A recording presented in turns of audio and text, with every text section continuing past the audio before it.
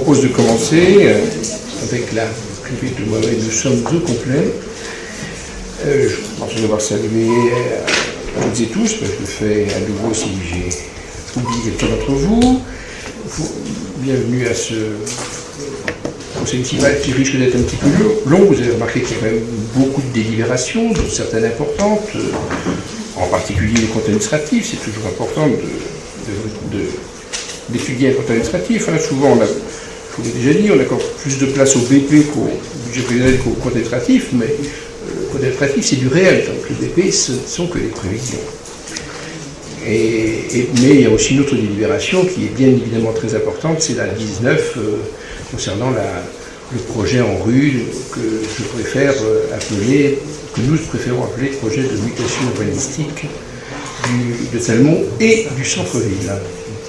Et d'autres délibérations, sans minimiser les autres, et il y en a 24 autres, 26 en tout. Les excuses. Michel Bontou est excusé à donner pouvoir à Romain Charon, Jean-Yves Tabourin a donné pouvoir à Michel Thomas, Estelle Cochard, à Marc Lesage, Aziz Bouslimani, à Rita Canal, jusqu'à temps qu'il arrive, puisque normalement il doit arriver. Il est actuellement sur la région parisienne. Denise Dubois-Luvico doit aussi arriver en retard et dans l'attente à donner pouvoir à Antoinette Lecomte. Oui, qui est là. Voilà, je ne la voyais pas ici, je savais tout à l'heure. Voilà. Et qui est, on va le voir après. Patrick Lefrançois est ici et a donné pouvoir à Manuela dos Santos, je crois qu'il doit partir vers 19h30. Romain Charon est présent. Jacques Guillemet a donné pouvoir à Nora Benchimida. Nicolas Audebert a donné pouvoir à Maryse Legrand. Christian Fouchy à Sylvie Legendre. Catherine Chouffard à Paulette Mercier. Antoinette Lecomte, oui, si elle part plus tôt, je ne l'ai pas dit, elle part plus tôt a priori, c'est ça, a donné pouvoir à Denise Dubois-Ludovico. Vous avez compris qu'il y en a deux qui arrivent en retard et deux qui partent un peu avant la fin, et donc il y a un échange de pouvoir. Voilà. C'est super.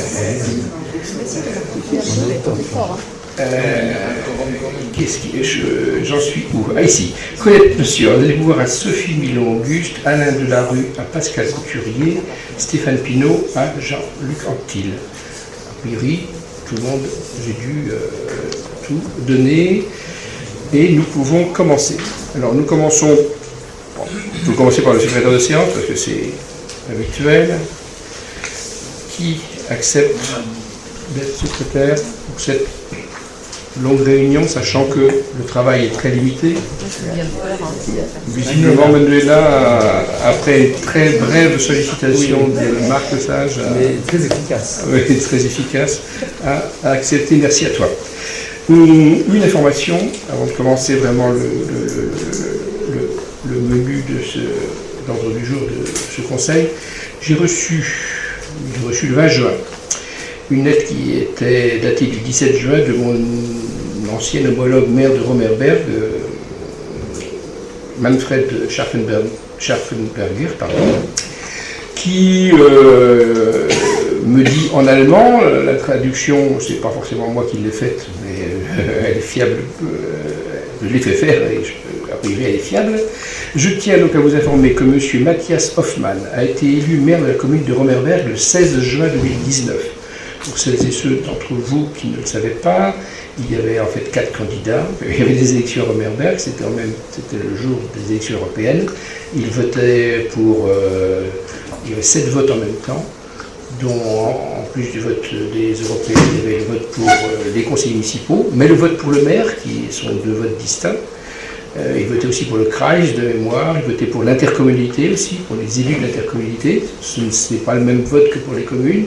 Chez nous, c'est en partie commun, là-bas, c'est complètement distinct. Voilà. Et ensuite, donc, sur les 4 candidats, il n'y a pas de majorité au premier tour. Et le deuxième tour avait lieu 3 semaines après.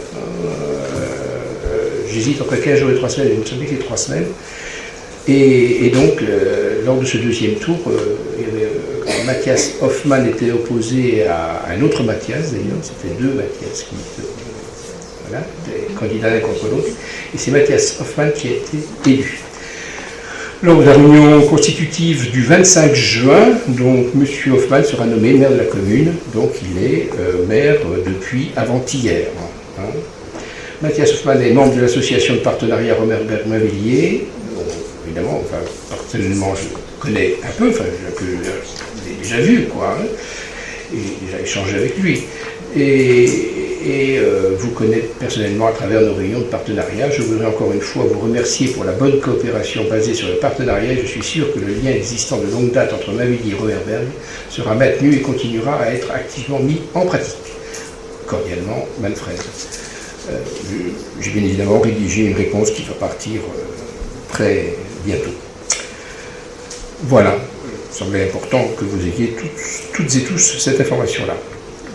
Je vous propose de continuer, enfin d'avancer. Remerciements, ils vont être projetés à l'écran et en particulier pour le public ici présent que je salue. Même jour des membres du conseil ont tous ce document-là dans leur dossier, normalement. À signaler les remerciements d'une Mavilloise, Madame Zerouali Sabrina, qui nous a remerciés pour l'organisation de l'atelier hôtel à insectes qui s'est déroulé le 29 mai 2019 au parc d'Anjou. À noter aussi les remerciements d'une animatrice de TAP, donc une salariée de la ville, hein, qui nous remercie en tant qu'élus, mais remercie aussi ses collègues agents, pour l'organisation d'un atelier fleurs, donc sur l'école où elle intervient. Après, vous avez d'autres remerciements qui sont plus habituels. Décisions, un certain nombre de décisions. De ma part, pas de complément d'information à vous donner. Est-ce que vous avez des questions? Il ne semble pas.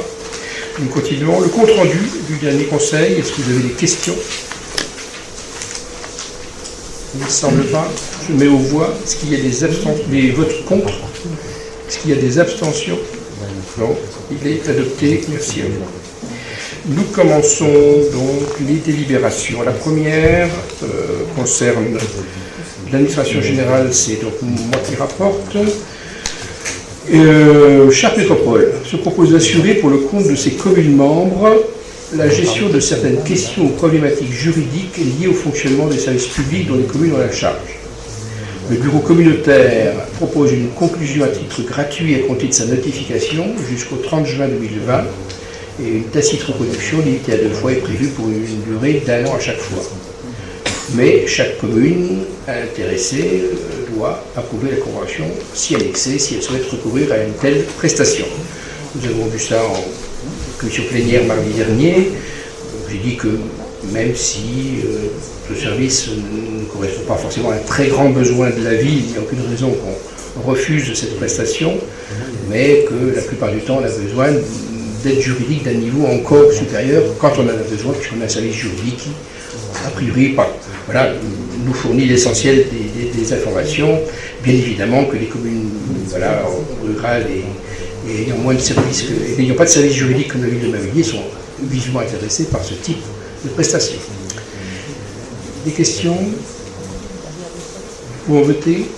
Est-ce qu'il y a des avis contraires? Est-ce qu'il y a des abstentions? Nous sommes unanimes. Merci. Délibération suivante. Agenda 21, en l'absence d'Aziz Slimani, absence excusée, je rapporte. C'est une reconduction. Hein, vous savez qu'on accueille des ruches aux espaces verts de la ville, ces ruches appartiennent à l'abeille aurélienne. La convention arrive à échéance, c'était même en avril 2019. Et donc si nous voulons continuer à accueillir ces ruches, il nous faut reconduire cette convention. On vous propose de le faire pour une période du 1er juillet 2019, il n'y a pas de rétroactivité possible, hein, au 30 juin 2022. Les ruches auront été là pendant 2 ou 3 mois sans outil juridique, mais ça ne devrait pas poser trop de problèmes. Est-ce que vous souhaitez des informations complémentaires? On peut voter. Est-ce qu'il y a des avis contraires? Est-ce qu'il y a des abstentions? Nous sommes unanimes, merci. Michel, Thomas, c'est à toi. Ah, oui, il faut que je te... Oui, ça va bien. On s'organise. Très bien. Oui, il s'agit là du renouvellement aussi d'une convention pour l'utilisation d'un système d'information géographique. Alors, vu la lettre du président d'agglomération de l'agglomération de Chartres Métropole du 3 mai 2019 portant transmission du projet de convention en vue de la mise à disposition de l'outil InfoGéo 28, considérant que la commune de Mainvilliers a conclu avec la communauté d'agglomération de Chartres Métropole un conventionnement portant échange et partage de l'information géographique dans le cadre de l'exploitation du SIG, Système d'information géographique, en 2016, et que cet accord est arrivé à échéance, considérant que la communauté d'agglomération de Chartres Métropole propose aux communes la mise à disposition d'une licence de logiciel de cartographie permettant l'accès et la consultation des données géographiques, référentielles, cadastres et données métiers, les réseaux,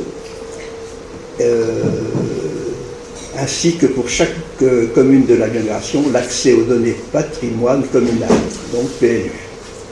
Considérant qu'il est bien l'intérêt commun pour la ville et la communauté d'agglomération de Chartres Métropole de partager l'accès à l'outil et aux données du système information géographique dans un objectif d'efficience et d'économie de coûts, considérant que Chartres Métropole propose de conclure une nouvelle convention d'une durée de 3 ans à partir de janvier 2019, comprenant à titre gratuit le droit d'accès à l'outil, ainsi que les services liés à la mise à disposition des données de compétences intercommunales sous forme InfoGéo 28, la mise à disposition des données de compétences intercommunales SIG, données référentielles et données métiers de compétences Chartres Métropole, et la mise à jour des bases de données de compétences Chartres Métropole. Il est proposé au conseil municipal d'approuver la convention pour la mise à disposition du SIG, InfoGéo 28 communal, jointe à la lettre du président de la communauté d'agglo, et d'autoriser le maire à signer ladite convention et l'ensemble des pièces liées. Merci. Excusez. Ceci appelle des questions, remarques de votre part? Il semble que non. Nous votons. Est-ce qu'il y a des avis contraires? Est-ce qu'il y a des abstentions? Nous sommes donc unanimes. Merci. Nous continuons avec c'est la communication, donc, rapporte à nouveau également. Et Conseil national des villes et villages fleuris, donc pour le fleurissement et l'embellissement des communes. Et donc, si nous souhaitons poursuivre notre engagement dans la participation au concours du label en question, cette adhésion à un label relève de la compétence du conseil municipal. Et donc, pour 2019, l'adhésion s'élève à 350 €. Et c'est un tarif basé sur une grille de strate démographique. Donc, il vous est demandé d'adhérer de façon à payer cette cotisation, de m'autoriser à signer des documents administratifs. Et évidemment, les crédits nécessaires sont inscrits au budget. Est-ce que ça appelle de votre part des remarques? Non? Vous savez que nous avons donc 3 fleurs, j'ai envie de dire 3 fleurs développement durable, hein, parce que en fait le jury de ce concours évalue autant la gestion que le fleurissement proprement dit tel qu'on pouvait le concevoir il y a 10 ans ou plus. Hein, voilà. Vraiment l'entretien des espaces de la ville en termes de développement durable et fleurissement, voilà, qui est jugé. Et dans ce cadre-là, les retours d'évaluation que nous avons sont satisfaisants. Pas de demande de parole. Nous votons. Est-ce qu'il y a des avis contraires? Est-ce qu'il y a des abstentions? C'est unanime. À nouveau, non, pas moi, il y a une erreur, c'est l'enfant jeunesse, c'est pas moi qui rapporte, il y a une erreur dans la délibération. C'est Marc Doussage, je vais voir, hein, c'est bien ça, non? Ouais, je sais pas, on a dit que c'était toi, mais... Non, c'est pas normal, moi j'ai pas vu. Allez, vas-y. J'ai pas vu que c'était moi. Que c'était. Voilà. Alors, c'est délibération numéro 5 concerne les PEP. C'est une subvention exceptionnelle à attribuer. Considérant que l'association des PEP, aujourd'hui gestionnaire de la structure de la Villa Éole, située à Carole, considérant que les PEP souhaitent organiser cet anniversaire, donc les 60 ans, les 21 et 22 septembre prochains, et qu'il y aura une activité intense auprès de toute l'année auprès des Mainvillois, des jeunes Mainvillois, mais aussi des Mainvillois en général. Les PEP sollicitent la collectivité pour obtenir une aide financière exceptionnelle qui est importante pour la collectivité de soutenir la démarche de l'association dans cette organisation. Il est donc proposé aux membres du conseil municipal d'accorder une aide financière exceptionnelle à hauteur de 2 000 €, d'autoriser monsieur le maire à signer l'ensemble des actes et documents relatifs à l'attribution de la dite subvention. Merci. Voilà, donc on a évoqué ça également en commission plénière. Peut-être que tu peux, j'ai qu'à moitié entendu ce que tu as dit, ce qui n'est pas terrible, on est d'accord, mais est-ce que tu as évoqué des actions qui étaient menées en parallèle aussi, centre de loisirs Alors il y aura 3 grosses actions en parallèle. Il y a toujours nos classes, donc cette année 2 écoles, Jean-Zé et Coubertin, qui iront en classe de découverte sur octobre et novembre, chacun une semaine. Et on a le centre loisir, l'île aux loisirs, qui ira sur les vacances de la Toussaint et qui proposera un séjour exceptionnel d'une semaine, enfin 4 jours exactement, sur les vacances de la Toussaint. Parallèlement à ça, les PEP sont en train de réaliser une exposition qui sera exposée, présentée à partir de la rentrée de septembre, voilà, où on fera une inauguration officielle à un moment donné. Probablement le 11 septembre, voilà. Je révisé avec Valentin. Ouais, super, mieux que moi.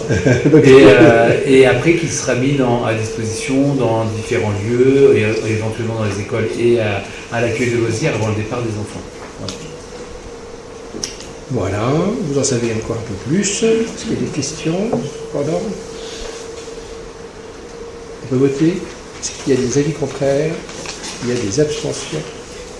Donc, si adopté.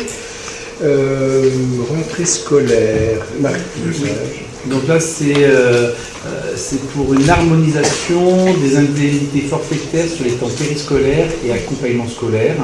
Donc, considérant la nouvelle organisation des temps périscolaires qui doivent intervenir à compter de la prochaine rentrée, considérant l'implication de certains prestataires de services, le cas échéant dans l'accompagnement scolaire en direction des élèves scolarisés au sein des écoles élémentaires, et dans un souci d'intérêt général, il convient aujourd'hui d'harmoniser d'un point de vue financier ces temps d'accompagnement scolaire assurés par les prestataires de services, et qu'il est nécessaire de s'appuyer sur le taux de référence appliqué aux professeurs de classe normale exerçant ou non les fonctions de directeur. Il est donc proposé aux membres du conseil municipal de fixer pour chaque prestation d'accompagnement scolaire auprès des prestataires de services un taux horaire forfaitaire de 22,34 €, que l'indemnité horaire pourra suivre les évolutions à venir en fonction de la législation en vigueur pour les professeurs des écoles de classe normale qui assurent de l'accompagnement scolaire, d'autoriser M. le maire à verser l'indemnité forfaitaire aux différents prestataires de services, le cas échéant. En gros, l'idée, c'est actuellement, on a besoin de plus que les enseignants, on n'a pas assez d'enseignants pour couvrir les temps d'accompagnement scolaire, donc en gros l'aide aux devoirs, mais on appelle bien ça temps d'accompagnement scolaire, et l'objectif, c'est d'avoir d'autres prestataires qui viennent accompagner les enseignants, mais actuellement, quand ils interviennent par exemple pour une activité, ils peuvent être sur des taux horaires plus importants que le taux appliqué au niveau des enseignants. Donc là, c'est sur la partie accompagnement scolaire, faire qu'il y ait une harmonisation totale des coûts, tout simplement. Merci. Est-ce qu'il y a cependant des questions? Même si Marc vous a tout dit. Oui, madame Jean.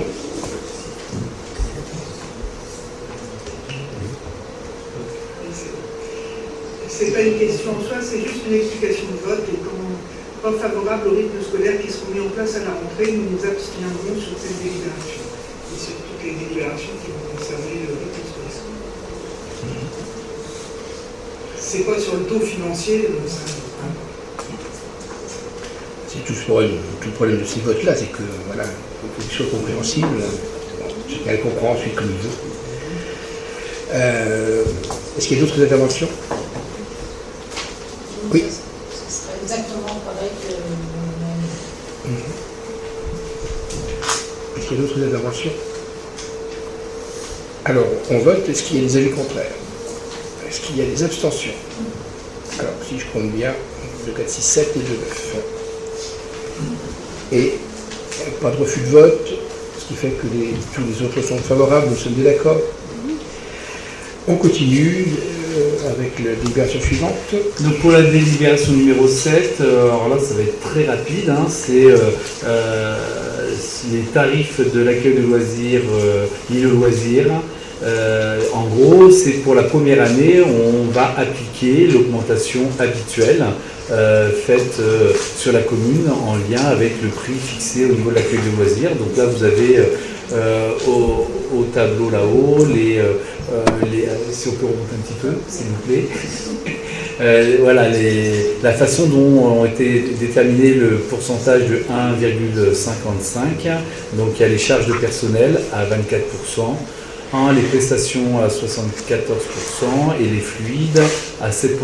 Voilà. Donc on s'aperçoit que après une année et demie c'est 2, c'est un 2. Ah, je vois pas. C'est 2, oui. Pardon. On voit bien que ce qui augmente, c'est les prestations, mais c'est vrai que c'est en évolution de la structure qui est maintenant sur une année de fonctionnement complète et qui demande à s'harmoniser un peu. Les prestations correspondent à 74% du coût. Ça représente le 3/4 du coût. Et les fluides, par contre, ne représentent que 2%. Ok. Alors donc, est-ce qu'il y a des questions? Non. On peut voter. Est-ce qu'il y a des votes contraires? Est-ce qu'il y a des abstentions? Donc, unanimité. Merci Marc. Nous arrivons aux finances. Donc, qui rapporte, première délibération, le budget annexe programme en rue. Vous savez qu'on va dans quelques minutes voter sur le projet de convention. En amont de cela, il y a une autre délibération concernant ce projet en rue, c'est la création d'un budget annexe, qui est obligatoire pour 2 raisons. Il n'y a pas d'ordre. La première, c'est que les biens produits dans le cadre de cette rénovation urbaine sont destinés à la vente, ça peut être des terrains par exemple, qui n'ont pas à être intégrés dans le patrimoine de la commune de Mavilliers. Et en plus, ils peuvent être assujettis à la TVA. Donc ces derniers seront intégrés dans une comptabilité de stock spécifique tenue selon le système de l'inventaire intermittent. En effet, les biens seront commercialisés à l'issue de l'opération. Il convient donc d'isoler les flux comptables qui y sont liés. Et autrement, on est propriétaire de certains terrains, mais les emprises des immeubles sont propriété d'Habitat Aurélien, qui va nous les vendre, et nous ensuite on revendra a priori à un promoteur ou plusieurs promoteurs. Voilà ce que cache cette phrase-là. Deuxième point, en fait, l'inscription budgétaire des comptables M14, tome 2, en vigueur au 1er janvier 2019, que tout le monde connaît par cœur ici, je suppose, enfin moi, sauf moi, on va dire ça comme ça, pour plaisanter. Dans son chapitre 1, les principes budgétaires, et plus précisément dans sa partie liée à l'unité budgétaire, stipule que les opérations dites d'aménagement sont des services publics suivis obligatoirement sous forme de budget distinct du budget principal de la collectivité. Voilà, et puis maintenant c'est le conseil municipal qui est compétent pour délibérer sur l'opportunité de création d'un budget annexe spécifique. On a vu ça aussi en commission plénière. Voilà, inconvénient, ça donne du travail supplémentaire au service. Avantage, évidemment, il y aura une meilleure visibilité sur les opérations. Est-ce qu'il y a des questions supplémentaires? On peut voter. Est-ce qu'il y a des avis contraires? Est-ce qu'il y a des abstentions? Nous sommes unanimes. Foyer Marielle Foucard, c'est la même chose puisqu'il s'agit de créer un budget annexe, mais pour une autre raison. Vous savez qu'on souhaite faire passer, parce qu'on parle de municipalisation, mais enfin bon, C'est quelque part faire passer du CCAS à la ville la gestion de deux services, le service du foyer, Marine Foucault, en direction des personnes, des seniors et aînés, et puis le pôle petite enfance. Et donc pour ce foyer, il est nécessaire là aussi de créer un foyer, un budget annexe, dans la mesure où justement il y a aussi de la TVA. La vente de certains produits sont soumis à TVA. Bon, ça permettra aussi là aussi d'avoir une lisibilité meilleure sur le service de ce service, mais une lisibilité qu'on a actuellement de toute façon, puisqu'il y a déjà un budget annexe au CCAS. C'est déjà un budget annexe du CCAS, donc ça va devenir un budget annexe de la ville. Aziz, bon, alors c'était peut-être pas spécialement prévu, peut-être. Bon, tu vas trouver une place cependant. Je sais pas si il y avait quelque chose, non? Bon. C'est au moment où tu ne veux pas venir, tu vois. Au moment où tu pensais ne pas pouvoir venir du tout. Alors, donc, est-ce qu'il y a des questions? On vote donc. Est-ce qu'il y a des avis contraires? Est-ce qu'il y a des abstentions? Merci donc. Nous arrivons au compte de gestion. Et ensuite au compte administratif. Il me semble qu'on peut voter le compte de gestion sans forcément avoir vu le compte administratif. Donc, voilà. Il y a deux façons de voir les choses. Le compte de gestion, normalement, je n'ai pas besoin de sortir le compte de gestion. C'est le compte administratif, on est d'accord. C'est bien ça. Je regarde notre DGS. Donc, je vous propose de voter sur le compte de gestion. Il s'agit de certifier que ce compte de gestion qui est visé et certifié conforme par l'ordonnateur n'appelle ni observation ni réserve de notre part et présente une parfaite conformité avec le compte administratif 2018 du budget de la collectivité. Est-ce que vous souhaitez davantage d'informations sur cette partie-ci, sachant que je vais vous présenter le compte administratif dans quelques instants. On n'a pas jamais assez considéré comme assez administratif. C'est une équitus au comptable, quoi, quelque part. On peut voter. Est-ce qu'il y a des avis contraires? Est-ce qu'il y a des abstentions? L'unanimité. Nous entamons le compte administratif. Et ça va prendre un peu plus de temps. Bon. Même si vous l'avez déjà vu en commission plénière, il me semble que c'est suffisamment un acte suffisamment important pour que nous y passions un peu plus que quelques secondes.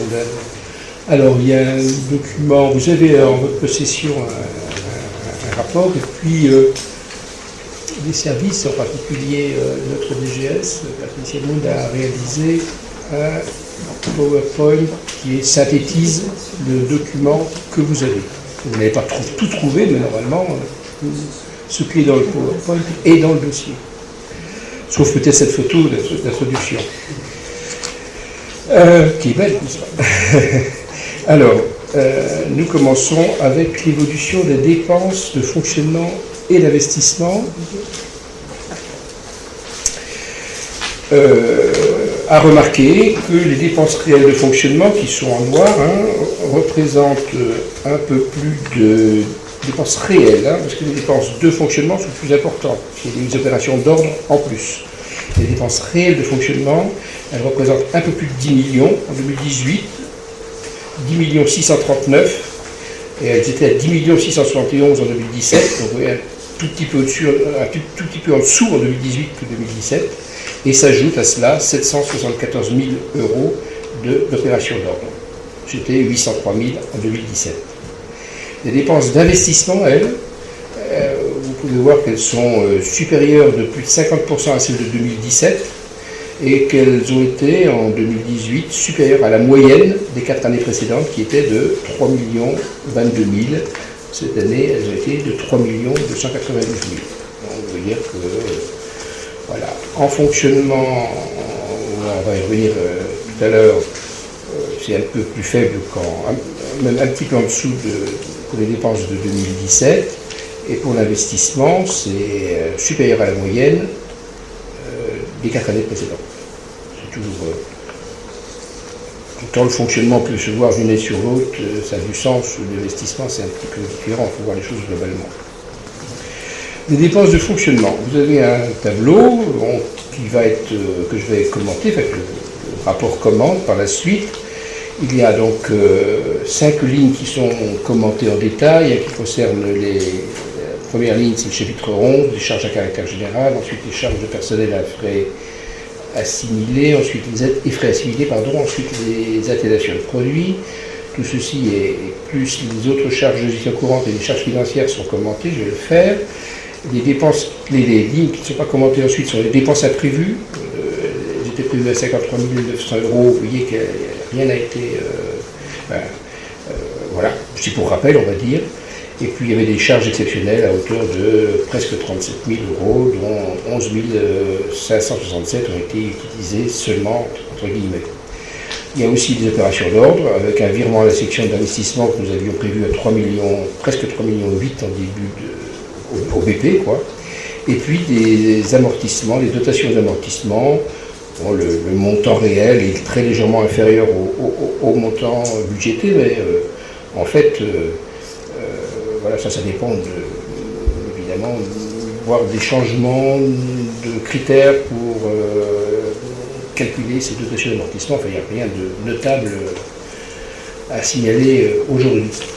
Les dépenses de fonctionnement, donc globalement, en 2018, elles représentent 981 € par habitant.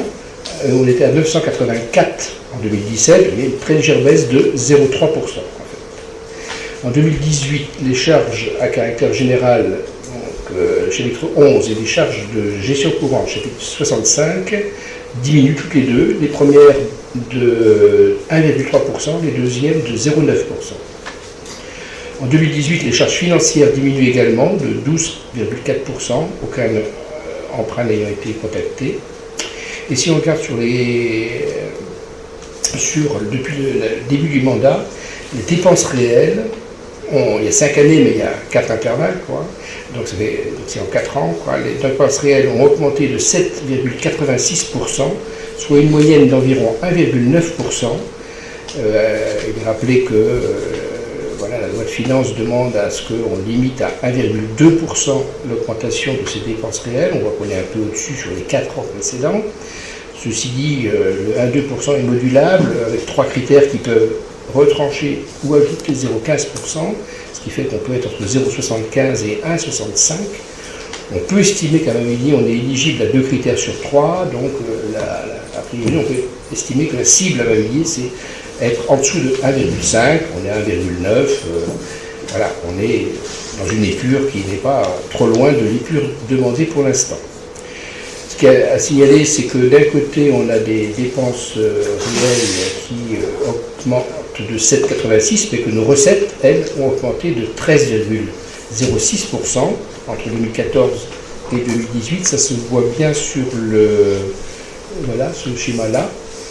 Là, on voit que les recettes augmentent plus que les dépenses, ce qui va dans le bon sens. Dit autrement, la différence entre les recettes et les dépenses, qui était de 1,7 million en 2014 et de 2,4 millions en 2018, ce qui veut dire qu'on l'a augmenté de 700 000 €, ce qui est quand même important, ça représente 43% d'augmentation. Dit autrement, on n'est pas, comme beaucoup de communes, à subir ce qu'on appelle les effets de ciseaux. Mais peut-être qu'on a tout fait pour ne pas le subir aussi. Le chapitre 11, donc maintenant qu'on voit en détail, charges à caractère général. Des dépenses, voilà, le graphique montre bien que les dépenses sont maîtrisées puisqu'elles diminuent de 1,34% entre 2017 et 2018. Entre 2016 et 2017, elles ont augmenté de 0,1%, mais en fait c'était inférieur à l'inflation, ce qui veut dire que c'était déjà une diminution en ce qu'on appelle en euros constants. Ensuite, le chapitre 11, il y a donc toutes les lignes de ce chapitre qui sont récapitulées ici, avec leur poids ce qu'il représente comme poids dans ce chapitre. On voit que les deux premières, fluides et combustibles et entretien du patrimoine, représentent chacune d'elles 17 à 18% de ce chapitre, donc qui sont les plus importantes. Ensuite viennent la délégation publique pour le CSE, les prestations externes et sous-traitances. Il faut comprendre là ce qui concerne les TAP, la LSH, les spectacles culturels, les frais d'avocat, des levées topographiques et la régie de quartier. Vous voyez, des choses un peu diverses, mais qui se retrouvent toutes dans cette ligne comptable.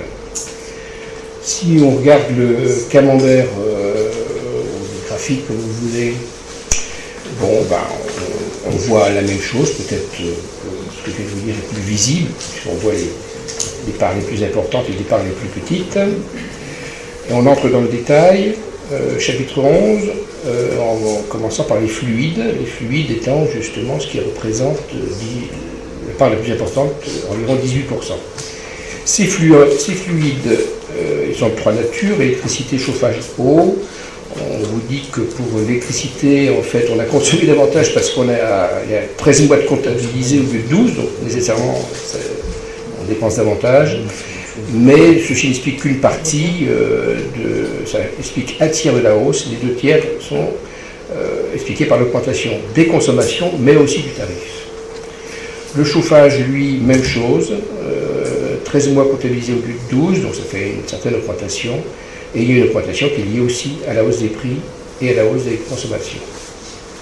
Pour l'eau, il y a eu une économie par la mise en place d'économie d'eau en 2018. L'économie est estimée à 4 000 € en année incomplète. Mais en 2017, il y a eu une fuite importante, un Marocain qui a eu un surcoût de 9 000 €, donc ça explique les variations entre les deux années. On continue au chapitre 11 des charges à caractère général. Donc, alors, en commençant par l'entretien, patrimoine et véhicules, c'est le deuxième poste, de 17%, une baisse donc par rapport à 2017, passe de 19 à 17%. Voilà. On estime que ça vient aussi de l'activité qui est un peu différente d'une année sur l'autre. Il y a eu davantage de classes, de peinture de classe en 2017 à 2018. Il y a aussi le poste d'entretien des véhicules qui a fortement diminué depuis l'embauche d'un nouvel agent. Ensuite, délégation de service, poste. En fait, je vous suggère poursuivre de laisser regarder le tableau en fait. Tableau, c'est dans l'ordre du tableau que je commente. Délégation de service public, donc pour le CSE, il a diminué de 21 000 € par rapport à 2017.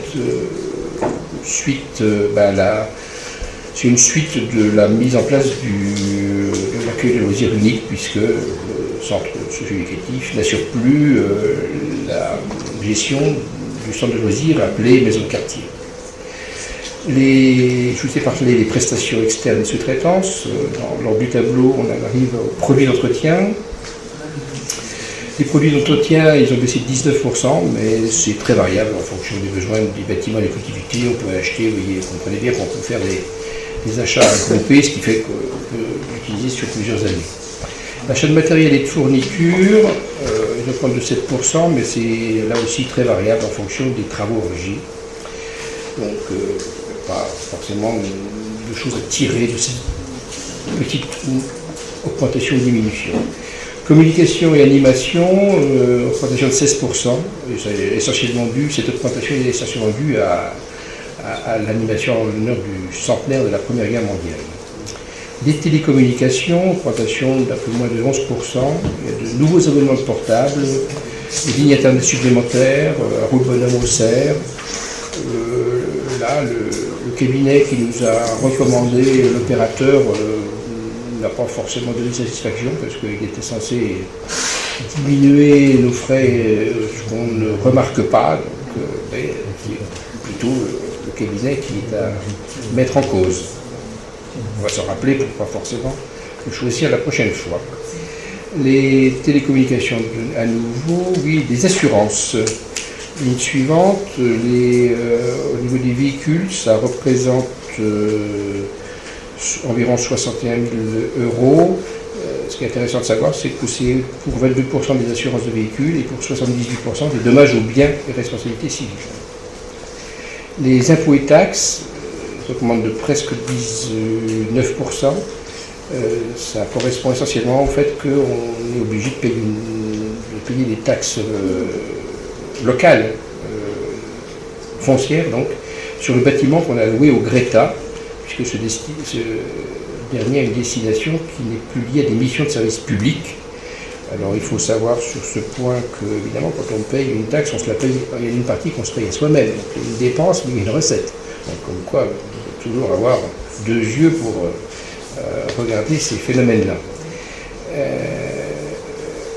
Formation et déplacement, diminution de 22 à 23%, mais ça vient de formation pour le personnel qui n'ont pas pu être effectuées en 2018, elles sont décalées à 2019, donc elles auront lieu, et la dépense aura lieu sur cette année. La ligne 15, c'est honoraires et intervenants extérieurs, augmentation de presque 30%, mais ça c'est lié à l'aménagement des closeaux, puisqu'on avait une mission d'assistance à maîtrise d'ouvrage, donc là aussi c'est une dépense peut-être, mais c'est pour avoir des recettes demain et pour faire avancer les projets de la commune. Voilà, je pense vous avoir dit l'essentiel de ce qu'on peut dire sur ce tableau qui est voilà, assez important. On passe au chapitre 12 de charges de personnel.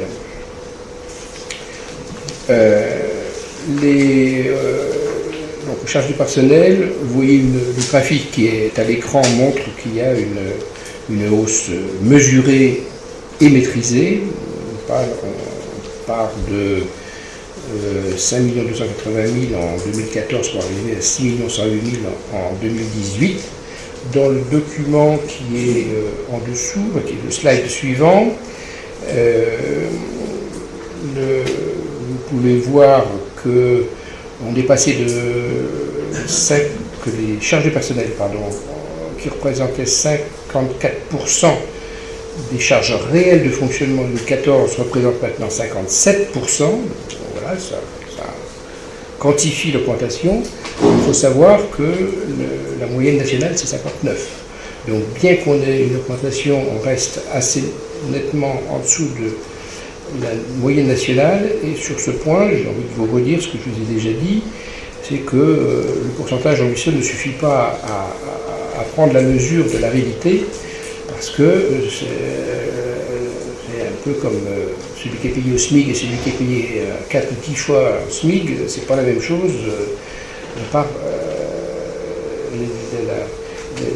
Le pourcentage de ce montant est différent, il suit le salaire. Ici, c'est la même chose. Les communes ne sont pas identiques, elles ont des budgets différents. Je vous l'ai souvent dit, on a un budget modeste, ce qui veut dire que notre commune est plutôt plus pauvre, dit autrement, que la moyenne. Dit autrement, on a un budget de 11,8 millions en dépenses réelles, on est à peu près 25% plus pauvre que la moyenne, ça veut dire que si on était dans la moyenne, on aurait un budget de 14 millions. 11, 8, 14. Ça veut dire plus de 2 millions d'écart. Alors évidemment, quand on prend 57% de 11,8 millions, on trouve 6,4 millions. Quand on trouve 57% de 14 millions, on trouve 8 millions. Ce qui veut dire 1,6 million de plus. 1,6 million, pour évaluer, ça veut dire 50 agents de catégorie C. Donc si on était dans une commune avec un budget, voilà, dans la moyenne, on pourrait avoir 50 agents de catégorie C en plus. Vous voyez ce que ça veut dire? Ça veut dire en même temps que comme on essaie de servir un service public quand même assez performant, ça veut dire quelque part que nos agents, ils doivent bien travailler quand même.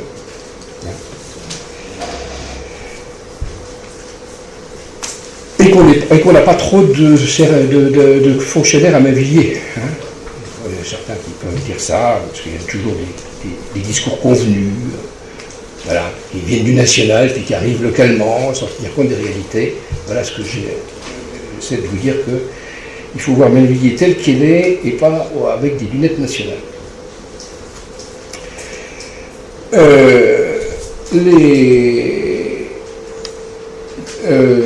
Ces créations de postes, voilà, le document vous le donne aussi, là on voit qu'il y a eu 7 titulaires de plus, 7 contractuels de plus et 2 contrats aidés supplémentaires, donc vous voyez, ça veut dire 16 agents supplémentaires en tout. Ça s'explique assez facilement, hein, l'augmentation de titulaires et de contractuels, c'est en particulier, enfin en grande partie lié à la municipalisation des 2 centres de loisirs dont je vous ai parlé, la création du centre de loisirs unique. C'est dû aussi au recrutement nécessaire en liaison avec le projet en route. On pourra y revenir tout à l'heure. On continue. Le slide suivant, on fait voir que le traitement de base représente 79% de ce chapitre, que les primes et indemnités liées à la fonction représentent 5,6% et que cette prime de fin d'année que nous donnons à Melville représente quand même 4,39% de l'ensemble. Ensuite, le slide suivant, donc, on parle de charge de personnel par catégorie et par filière. Là, tout d'un coup, on voit par catégorie. Hein. Catégorie A, ça représente 2 agents supplémentaires. Catégorie B, 1. Et catégorie C, 12 agents supplémentaires. Ensuite, on a même des informations par filière. 4 agents en moins en filière technique. Mais à signaler aussi qu'il y a un poste d'informaticien qui a été créé, un poste de contrôleur financier auprès du bureau d'études, 3 agents en plus en filière administrative, 12 en plus en filière animation, et ça, encore une fois, ça corrobore ce que je vous ai dit sur la création du centre de loisirs unique, hein. D'autant plus que la filière sport qui diminue de 1, il y a une personne qui est dans la filière sport mais qui faisait de l'animation et qui a été mise à juste titre maintenant dans l'animation. Et 2 postes et demi sur les filières sociales, c'est des agents des écoles maternelles qui sont à mettre en lien avec les créations de 2 classes de moins de 3 ans suite aux décisions du gouvernement précédent. Chapitre 12, les charges de personnel, formation du personnel, on voit plus 11% en moyenne par an. On peut être content de donner un peu plus de moyens financiers pour la formation de notre personnel. On peut même dire que c'est en lien avec ce que j'ai pu dire précédemment. Si justement on sait qu'on en a un peu moins, il faut qu'il soit le mieux formé possible. Chapitre 12, charge de personnel. Là, il y a un petit exercice qui a été fait par le service finance de la ville pour voir en fait ce que ça donnait en comptant les atténuations de produits, puis en enlevant aussi ce que l'on reçoit des contrats aidés. Bon, là, on voit que ce qui reste à la charge de la ville a augmenté un peu plus hein, que l'augmentation en masse, et c'est essentiellement dû aux atténuations de produits qui varient d'une année sur l'autre en fonction des maladies, types de maladies, etc. Bon, tout ça est assez pas forcément très maîtrisable, donc, mais c'est intéressant de savoir que ça se passe comme ça. Chapitre 14, atténuation de charges. Alors ça concerne l'attribution de compensation de l'agglomération. On vous rappelle qu'elle a été de presque 500 000 en 2017, mais qu'elle incluait 38 800, donc presque 39 000 versés pour la piscine des Vauroux, en application de la dernière CLEC. Hein, avant, on versait moins que 39 000, et on est encore loin des 270 000 que l'agglo devrait nous verser. Mais en plus, donc, ces 38 000, ils nous les ont demandés en 2018. Donc il a fallu en 2019, ils nous ont demandé, donc il a fallu les verser. Bon, mais voilà, cette année, les suivantes, ils ne nous l'ont pas demandé, donc ils nous ont demandé le remboursement une seule fois, à suivre. On est toujours en procédure pré-contentieuse. Le contentieux ne peut pas encore avoir lieu puisqu'il n'y a pas de document attaquable au jour d'aujourd'hui. La main est dans Voilà, le dossier est dans les mains de Madame le préfète qui a vocation à prendre l'arrêté, qui n'est pas pris à ce jour. Chapitre 65, autre charge de gestion courante. On voit qu'à ce niveau-là, évidemment, c'est le CCAS la subvention au CCAS qui représente 44% de ce montant. Ensuite viennent les subventions aux associations, 20%, les indemnités aux élus, et la subvention au SIPPV pour une part très modeste de la participation pour les éducateurs de prévention, 2% de ce montant. On continue, chapitre 65,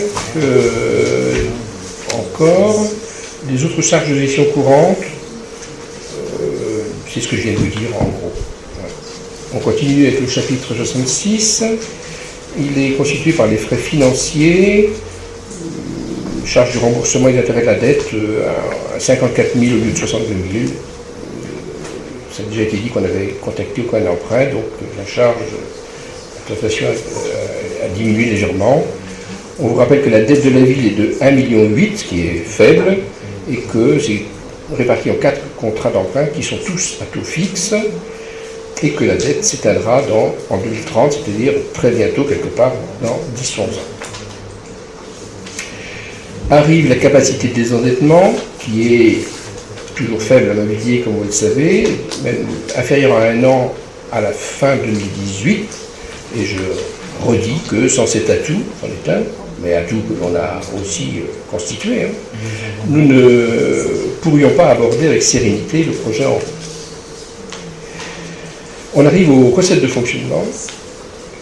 Les recettes réelles de fonctionnement, 13 000 €, donc vous dites que c'était 12 692 en 2017, une augmentation de 3,1%, vous voyez, augmentation d'un côté, diminution de l'autre, augmentation pour les recettes, diminution pour les dépenses, entre 2017 et 2018. Taux de réalisation de 104%, même ordre de grandeur que l'an dernier. Le slide suivant vous donne la répartition de ces recettes de fonctionnement, avec tout en bas le produit des services, ensuite les impôts et taxes, en remontant les dotations et subventions, et enfin les autres produits de gestion courante, les produits exceptionnels, les reprises sur amortissement, et tout en haut, en bleu, les atténuations de charges dont on a parlé précédemment.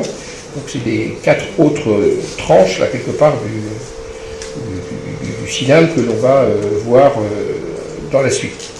En commençant par le bas, c'est-à-dire les produits des services, qui représentent donc une part relativement faible par rapport aux deux autres, mais non négligeable cependant.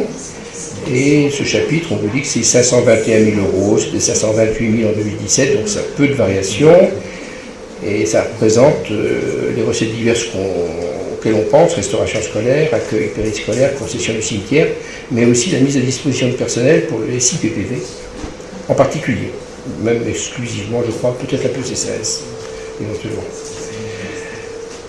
Et on voit que voilà, les ventes augmentent et que les refacturations ont tendance plutôt à baisser, mais cela,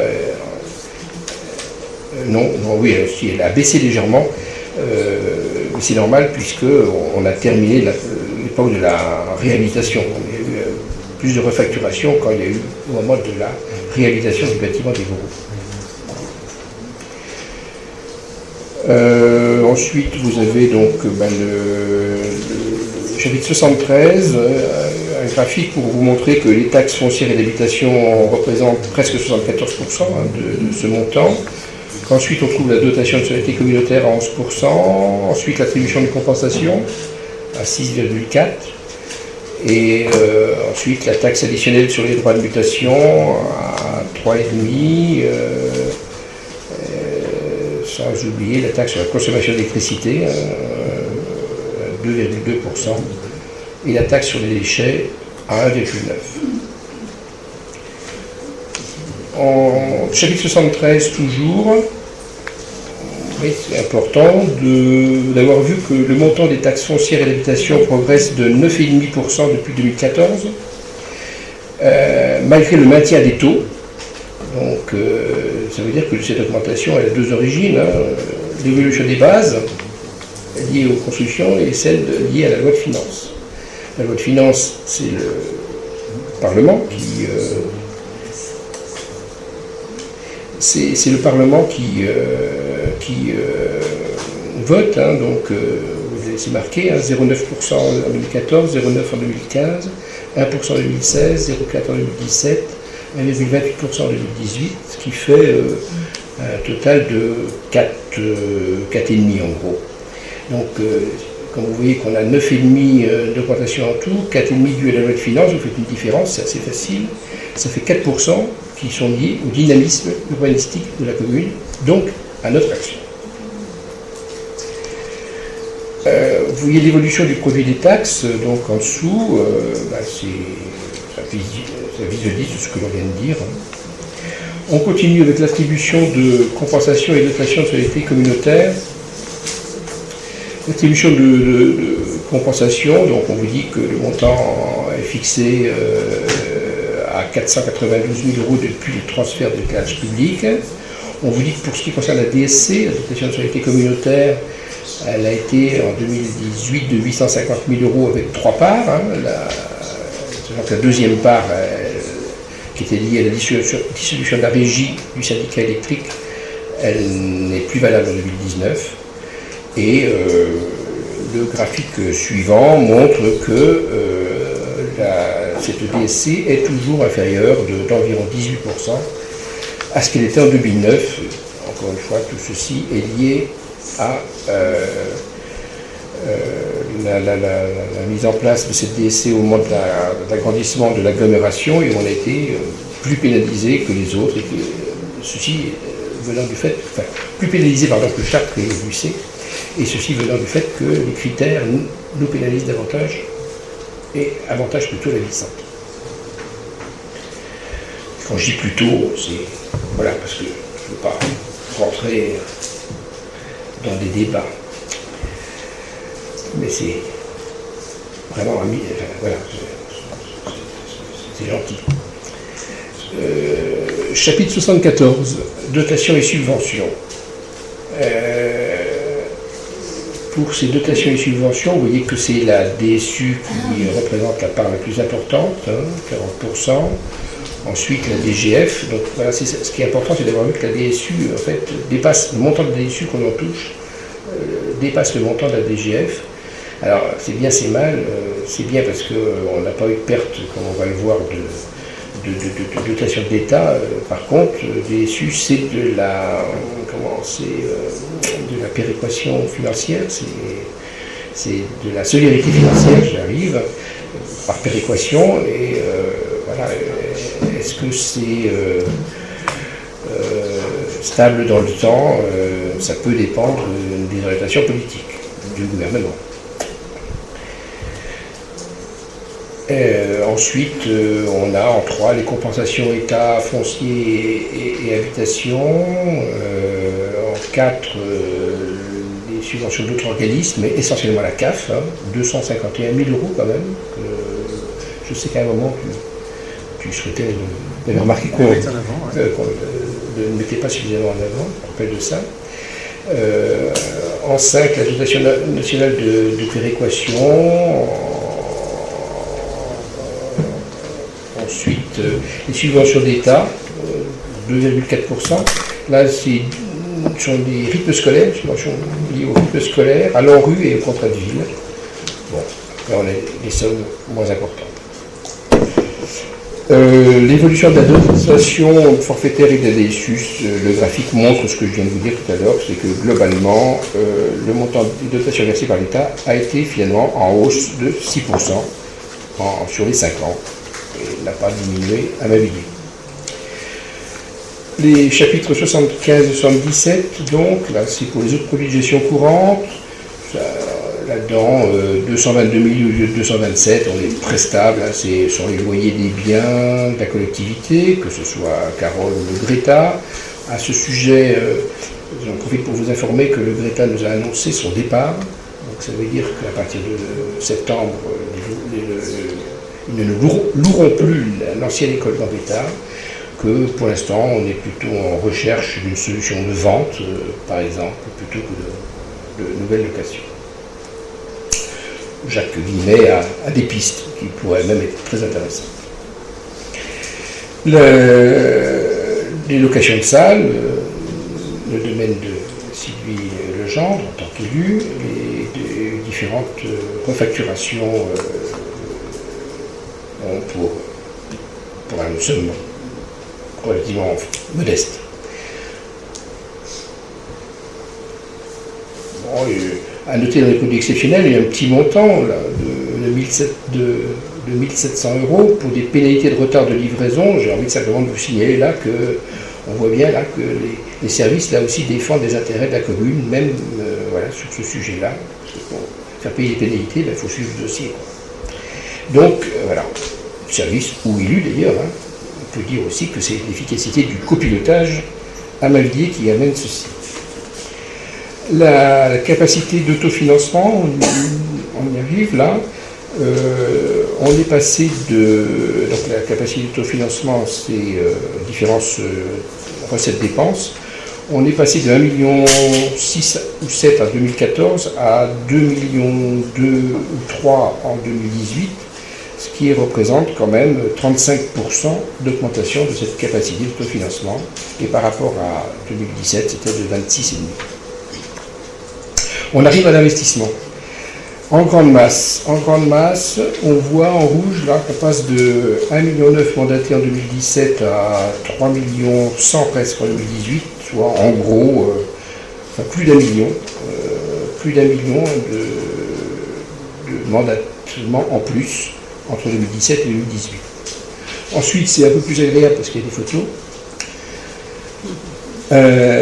Alors, donc dans les dépenses d'équipe d'investissement, il faut rappeler les études, un peu moins de 200 000 € liés au projet en rue, des achats de logiciels, la numérisation des actes d'état civil, c'est des petites sommes qui s'ajoutent, l'achat de terrain pour l'implantation de la LSH et des agencements, aménagements de terrain, avec comme exemple le square d'Anjou. Ensuite, on a agi dans les écoles, on agit tous les ans dans les écoles, mais 2018, c'était encore un peu plus que d'habitude peut-être, avec l'élévateur là pour être aux normes de l'accessibilité. Derrière, là c'est en liaison avec le dédoublement des CP. Au total, 274 000 € ont été investis dans les bâtiments scolaires en 2018. Ensuite, en plus de ça, il y a l'équipement informatique. On voit là un VPI là, et il y en a eu 5 d'achetés en tout, 3 à Coubertin, 1 à Zola, 1 à Janzel, plus 3 copieurs, plus du matériel informatique, qui représente en tout à peu près 80 000 €, donc là aussi destiné aux écoles. Sans compter en plus l'aménagement des extérieurs de l'école Coubertin, appelé ici réaménagement de l'armurerie du Nord. Voilà. Et ensuite, on arrive évidemment à l'investissement majeur de 2018, c'est-à-dire le terrain de football synthétique, presque 1,3 million. On est en TTC, hein, 1 290 487,90 €. Pour la mairie, l'aménagement, le réaménagement la réfection plutôt, hein, du bâtiment CCAS, police municipale, DGAVL, une belle photo qui montre bien. Si on avait l'ancienne, on verrait encore mieux la différence. Hein. Non, mais c'est vrai qu'on oublie toujours de prendre l'ancienne photo. Et là, on dit que c'est normal, mais si vous voyez l'ancienne, on dirait que c'est vraiment mieux, n'est-ce pas, Michel? Et en plus de ça, pour la mairie, 16 000 €, là aussi, de travaux qui ne se voient pas, qui sont des travaux de liaison de fibre optique entre les bâtiments. Alors, on n'a pas encore la fibre optique, hein, mais on est prêt à ce qu'à partir du moment où on l'a en mairie, ça puisse aller partout, en gros. Hein. On revient un peu aux écoles, mais là, c'est pour là aussi des mises aux normes d'accessibilité avec l'installation de 2 ascenseurs, hein, presque 122 000 d'un côté, presque 165 000 de l'autre, un Janzel, un Coubertin. Et on arrive ensuite à l'installation de la dette, on en a parlé un petit peu, le graphique le visualise, et on arrive aux recettes d'investissement. Des recettes d'investissement, là aussi, en gros, on voit qu'on est passé de 1,8 million à 2,8 millions en gros, 1 million de plus aussi, vous voyez, c'est assez semblable, même si parfois les recettes d'investissement ne sont pas toujours en accord avec les dépenses. On peut recevoir les recettes avec un décalage d'1 an, ça peut arriver. Les recettes d'investissement réalisées, d'abord les excédents de fonctionnement capitalisés, presque 1,1 million, ensuite l'amortissement et provisions, 775 000 environ, voilà les deux plus gros montants. À remarquer que ça fait 63% du tout, et tout ça c'est de l'autofinancement. Donc ça veut dire qu'on autofinance beaucoup à Mavillé, sachant que c'est pas fini. Le prêt de 400 000 euros, c'est aussi de l'autofinancement, puisque c'est ce que nous a remboursé la SNL, c'était un prêt qu'on avait fait, et donc c'est maintenant de l'argent qu'on utilise pour investir. Après, il y a des montants un peu plus modestes, les subventions d'équipement, qui représentent 9%, 277 000. Bon, c'est une succession de montants relativement modestes, mais certaines viennent de la région centre, pour les pistes cyclables ou pour le parc Anjou, d'autres de l'État, pour l'ANRU par exemple, 90 000 euros pour le synthétique, les ascenseurs 31 000 euros, vous voyez, 31 000 euros pour les ascenseurs, et de l'autre côté on était à 300 000, hein, donc bon, ça fait 10%, quoi. Voilà ce que je peux vous dire peut-être pour ne pas aller vers la fin. Les amendes de police aussi, il y a un focus qui est réalisé. Alors les amendes de police, on pourrait croire, ça monte en haut. Alors on pourrait dire qu'on verbalise davantage à Mavillé, c'est pas forcément ce qui se passe. Bon, c'est pas une orientation politique ou pas dans ce cas-là, c'est qu'en fait on reçoit une part des recettes nationales. C'est-à-dire que les recettes nationales ont augmenté, donc les recettes locales ont augmenté également. On voit le chiffre.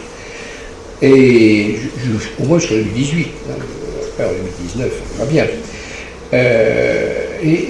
Quant aux verbalisations, elles ont plutôt baissé. Là, c'est pas aussi voulu, c'est simplement qu'on a des policiers municipaux assermentés sont partis et ont été remplacés par des jeunes qui avaient besoin de se former, qui ne pouvaient pas verbaliser dans un premier temps.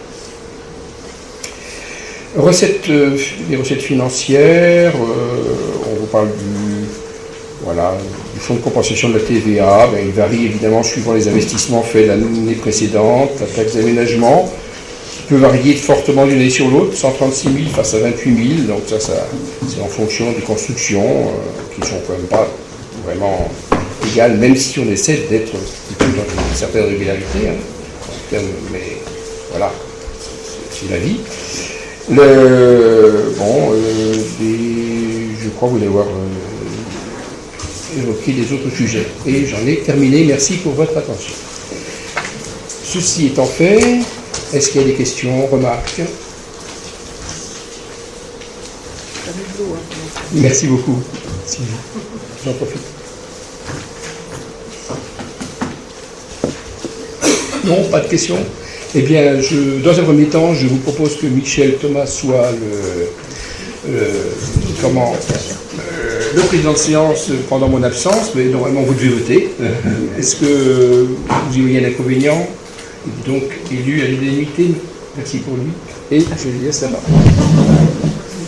C'est trop d'honneur, Michel. Comment? C'est trop d'honneur. Ah oui, c'est un grand honneur. Ça veut dire que c'est du doyen ou je sais pas si c'est... Ce soir, sans doute, oui. Voilà, merci pour la remarque. Non, vous dites que c'est un grand honneur. Oui, Non, oui, c'est oui, moi oui, qui oui. l'ai branché. Bon, donc vous avez pris acte du compte administratif.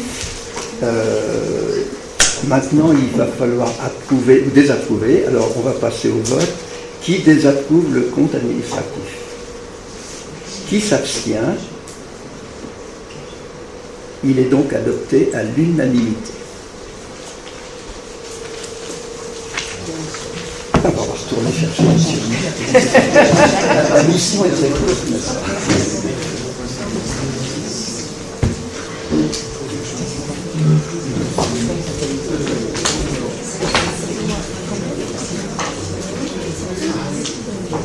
pas?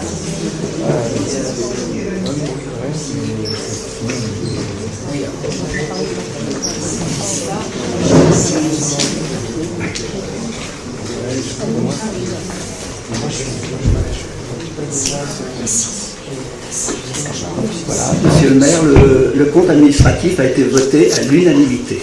Et quand je dis l'unanimité, c'est l'unanimité, c'est-à-dire pas comme dans certaines ancêtres où on dit l'unanimité alors qu'il y a des... Mais bon, je n'insiste pas plus que ça, c'est 100%, c'est 100% des votants. Merci beaucoup pour cette unanimité qui m'est évidemment me faire plaisir, mais qui fait plaisir sans aucun doute aussi à l'équipe, voilà, des adjoints, conseillers municipaux délégués qui sont évidemment là aussi auprès de moi, mais aussi les services. Hein, parce que voilà, ne jamais oublier que les élus sont là pour commander de façon la plus agréable possible, mais que les services sont là pour travailler, et que s'ils n'étaient pas là, une mairie ne fonctionnerait pas. Merci donc à eux, je leur transmets quelque part les félicitations données avec cette unanimité. On continue, on arrive au foncier ici, c'est à toi. Avant de parler de foncier, on parlait d'investissement. On parlait d'investissement à l'instant, donc j'ai envie de rebondir sur l'investissement important qui a été fait au foyer pour la réfection, la restauration, enfin la mise en confort. Et par ces temps très chauds, effectivement, l'installation de la climatisation dans les 3 salles, c'est un véritable confort pour les seniors, ils apprécient. On peut la régler, elle n'est pas trop froide, enfin, mais ils apprécient beaucoup. Donc voilà, je voulais juste dire ça. Merci. Par rapport au foncier, donc il s'agit de 4 délibérations qui se ressemblent. Ce sont des ventes de parcelles qui appartenaient à la ville et qui se trouvent, on doit avoir un plan, j'imagine, Sonia, qui se trouvent toutes sur l'allée du bois du château. Il s'agit de 4 parcelles qui sont comme des fonds de jardin de propriétés existantes et dont les propriétaires ont demandé l'achat. On a déjà vu cette délibération au mois d'avril, sauf que comme c'est une histoire qui traînait depuis longtemps, qui a duré un certain temps, on n'avait pas demandé l'avis des domaines à l'époque. Il était trop vieux. On avait bien demandé, mais il était trop vieux. Oui, exact. Ça avait été demandé, mais le fait que c'est traîné, il n'était plus valable. Et les notaires, on a pu signer pour Habitat Aurélien, hein, le notaire n'a pas posé de problème. Par contre, là, les notaires des propriétaires privés ont demandé que ça repasse au domaine. Donc voilà, et c'est pour ça qu'on vous demande d'enlever la délibération du mois d'avril et de reprendre une délibération sur les 4 parcelles. Donc il s'agit, c'est pas ça du tout, il s'agit d'abord de la parcelle AW 120, AW 121, AW 122 et AW 124. Je ne sais pas pourquoi on n'a pas la 123, j'ai oublié, c'était... voilà.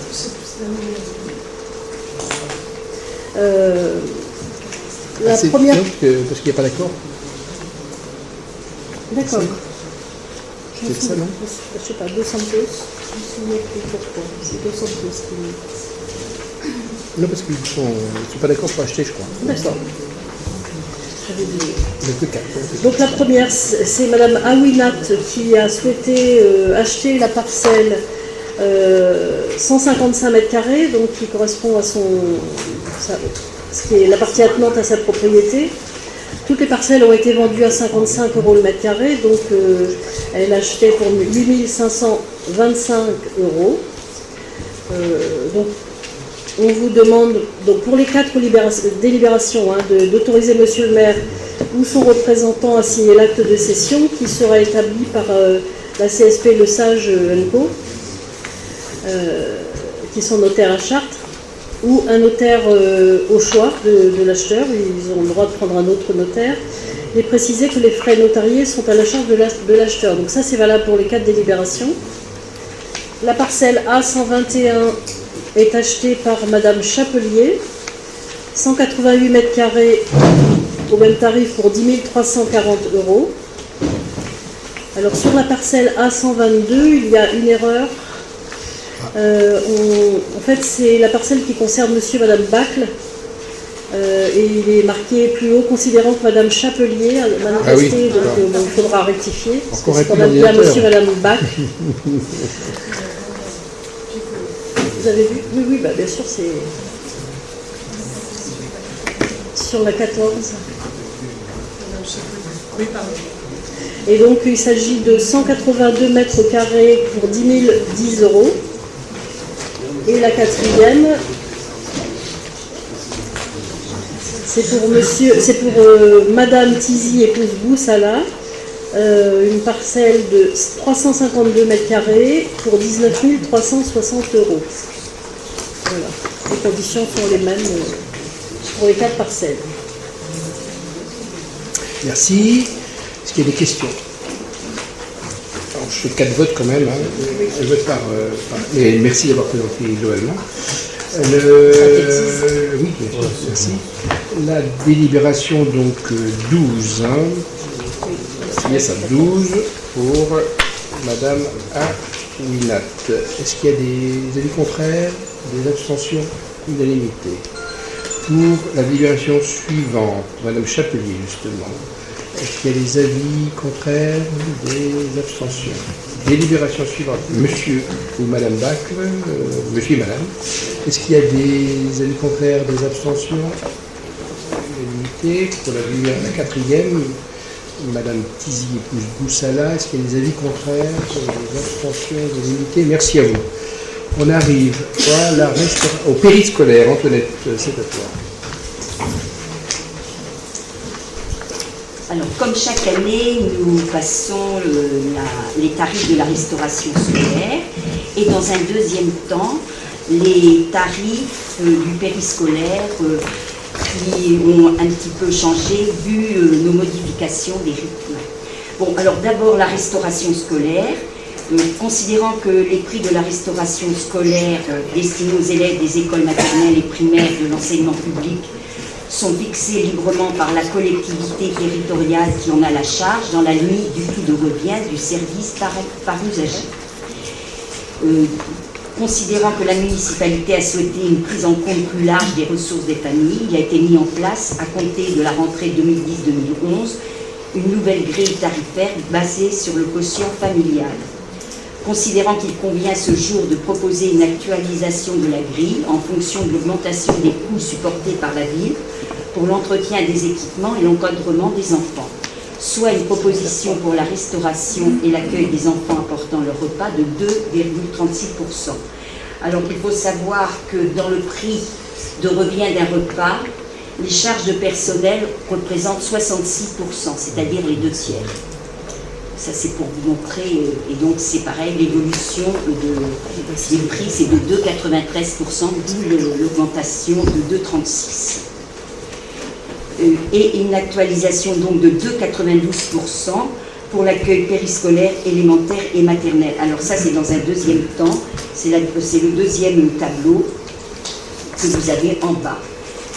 En sachant que les tarifs ont été calculés en fonction du temps d'intervention des encadrants pour le périscolaire, en fonction du temps d'intervention des encadrants auprès des élèves, suivant la formule choisie, tout en respectant les critères de notre grille tarifaire. Et je rappelle que l'étape de 16h30 à 17h30 reste gratuite, c'est-à-dire le lundi, mardi, jeudi. Pour les élémentaires. Pour les élémentaires. Et ils sont gratuits aussi pour les maternelles, mais ils n'ont pas lieu au même moment. Ce que je peux vous dire, c'est que dans le périscolaire, les charges de personnel représentent 78%. Oui. Que vous voyez justement ce que ça donne aussi au sujet de l'augmentation. Bon. Est-ce que vous voulez d'autres explications à ce sujet? Non? Alors, d'un côté, une actualisation et de l'autre une création en liaison avec une nouvelle organisation du périscolaire. sur l'élémentaire, parce qu'on est sur les maternelles. Sur les maternelles, ça ne change pas, c'est le même. Il n'y a pas de... C'est- Ah, si, la si, petite- ça change. la Si, ça change. périscolaire- Non, si, ça change, puisqu'on périscolaire. passe de 2 fois 1h30 à, Ouais, 3, si, ça à change. 4 fois 3 quarts d'heure. Ça change. Oui, mais ça, c'est dans l'autre délit. Oui, oui, oui. Non, mais C'est je- plus dans la deuxième, en fait, dans l'autre délit que j'ai passé. Oui, oui, je suis d'accord. Excuse-moi. Mais c'était ce que j'ai dit, je corrige. D'un côté, voilà, puisque j'ai commencé pour dire les choses clairement, pour les élémentaires, on passe de 2 fois 1h30 à 3 fois 1 heure en termes de TAP, et pour les maternelles, on passe de 2 fois 1h30 à 4 fois 3 quarts d'heure. Voilà. J'ai commencé à en parler, c'est un explication. Merci. Est-ce qu'il y a des questions? Nous votons. Est-ce qu'il y a des avis contraires? Est-ce qu'il y a des abstentions? Donc, unanimité. Antoinette, c'est de nouveau à toi. Alors, là, c'est l'organisation des temps périscolaires, justement, les modifications. Vu l'échéance du projet éducatif territorial arrivant à son terme à la fin de l'année scolaire 2018-2019, vu le comité de pilotage du projet éducatif de territoire du 8 janvier 2019 portant accord sur la méthodologie de concertation relative au rythme scolaire, vu la proposition faite à Madame la directrice des services académiques de l'éducation nationale de mettre en œuvre une organisation des rythmes scolaires basée sur 4 jours et demi, il est demandé au conseil municipal de se prononcer sur l'organisation des temps périscolaires, excusez-moi parce que de se prononcer sur l'organisation des temps périscolaires à la rentrée scolaire 2019-2020, comme mentionné dans le tableau ci-dessous. Donc vous avez d'abord le tableau pour les maternelles. Donc on a des étapes de 3 quarts d'heure pendant les 4 après-midi. Et c'est toujours gratuit. Et là, on respecte la régularité pour les enfants, pour les jeunes enfants. Et vous avez le tableau en dessous pour les élémentaires, avec les 3 choix possibles pour les familles, avec des départs qui peuvent être à 15h45, 16h30, 17h30, 18h et même 18h30 pour les petits, les plus jeunes. Est-ce que vous voulez d'autres explications? Antoinette ayant posé la question, je n'ai pas besoin de le faire, mais il n'y a pas davantage de réponse, que ce soit elle ou moi. Donc ça ne dépend pas de celui qui pose la question, ça veut dire que vous estimez suffisamment informé. On peut voter. Est-ce qu'il y a des avis contraires? Est-ce qu'il y a des abstentions? 7 abstentions. Nous passons à la politique de la ville. Maryse, c'est à toi. Attends, je passe.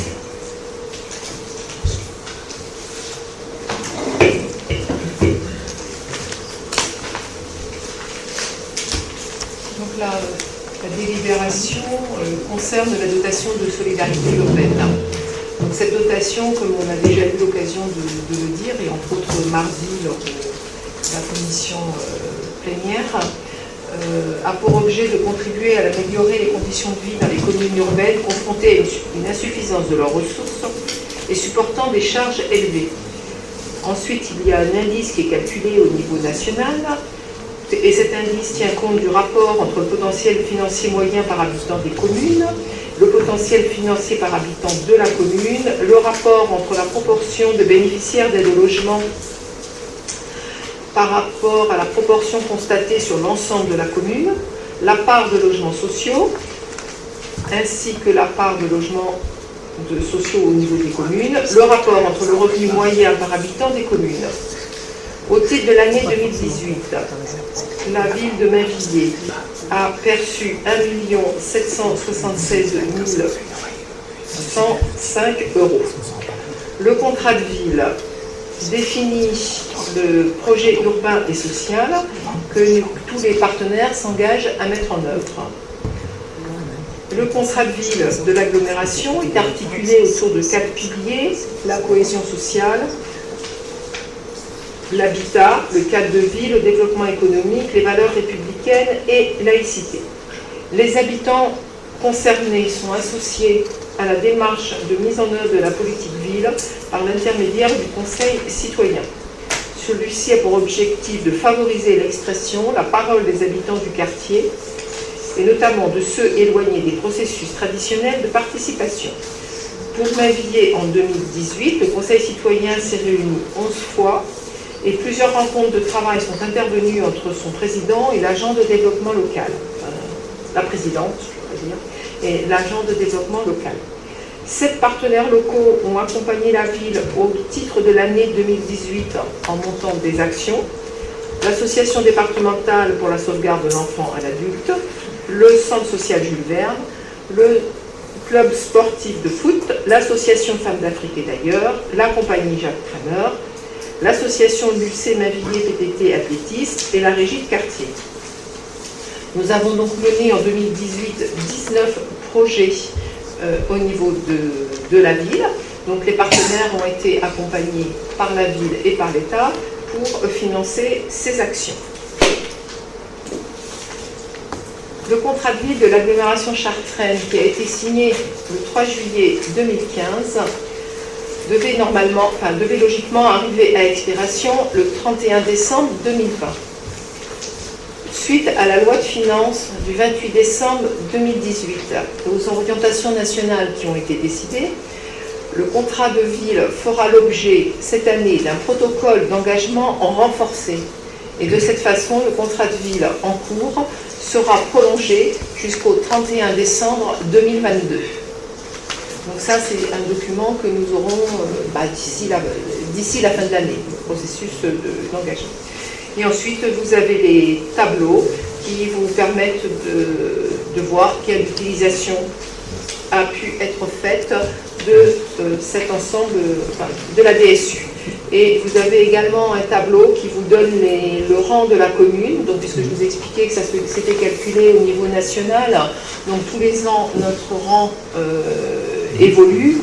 En 2018 c'était 131, en 2017 141, enfin on se rend compte, si on regarde, là ça remonte même sur 20 ans, ça fait beaucoup, on se rend compte qu'on n'a quand même pas beaucoup bougé au niveau des rangs. On est toujours resté entre 102 et 140, quoi. Ça, oui. Donc ce qui au niveau national n'est pas très significatif, étant à prouver que la population, enfin tous les critères qui sont sur notre territoire n'ont pas évolué de façon considérable dans le terme, ne se sont pas améliorés de façon considérable. Oui, ou alors que ça n'a pas bougé par rapport aux autres, parce que le problème c'est que ça les dépend de nous et ça dépend des autres. Tout à fait. Il y a les autres. Les deux. Donc voilà. Mais il n'y a pas d'amélioration notoire par rapport aux autres, en tout cas. Voilà, c'est ça. Ouais. Sachant qu'en même temps, tout c'est complexe, parce qu'il peut y avoir des villes qui passent par devant nous, par exemple, puis d'autres qui passent derrière. Quoi. Ça, c'est... Voilà. Mais on est là. Merci à toi. Rien de plus à dire pour l'instant, Maryse? Est-ce qu'il y a des questions? Non? Nous votons. On vote bien. C'est pas une prise de prendre acte. Donc, on prend acte de la communication. On n'a pas à voter, on est d'accord? Patricia, il y a prendre acte de la communication, donc ça veut dire qu'on n'a pas besoin de voter, on est d'accord? Normalement, si tu vas bien.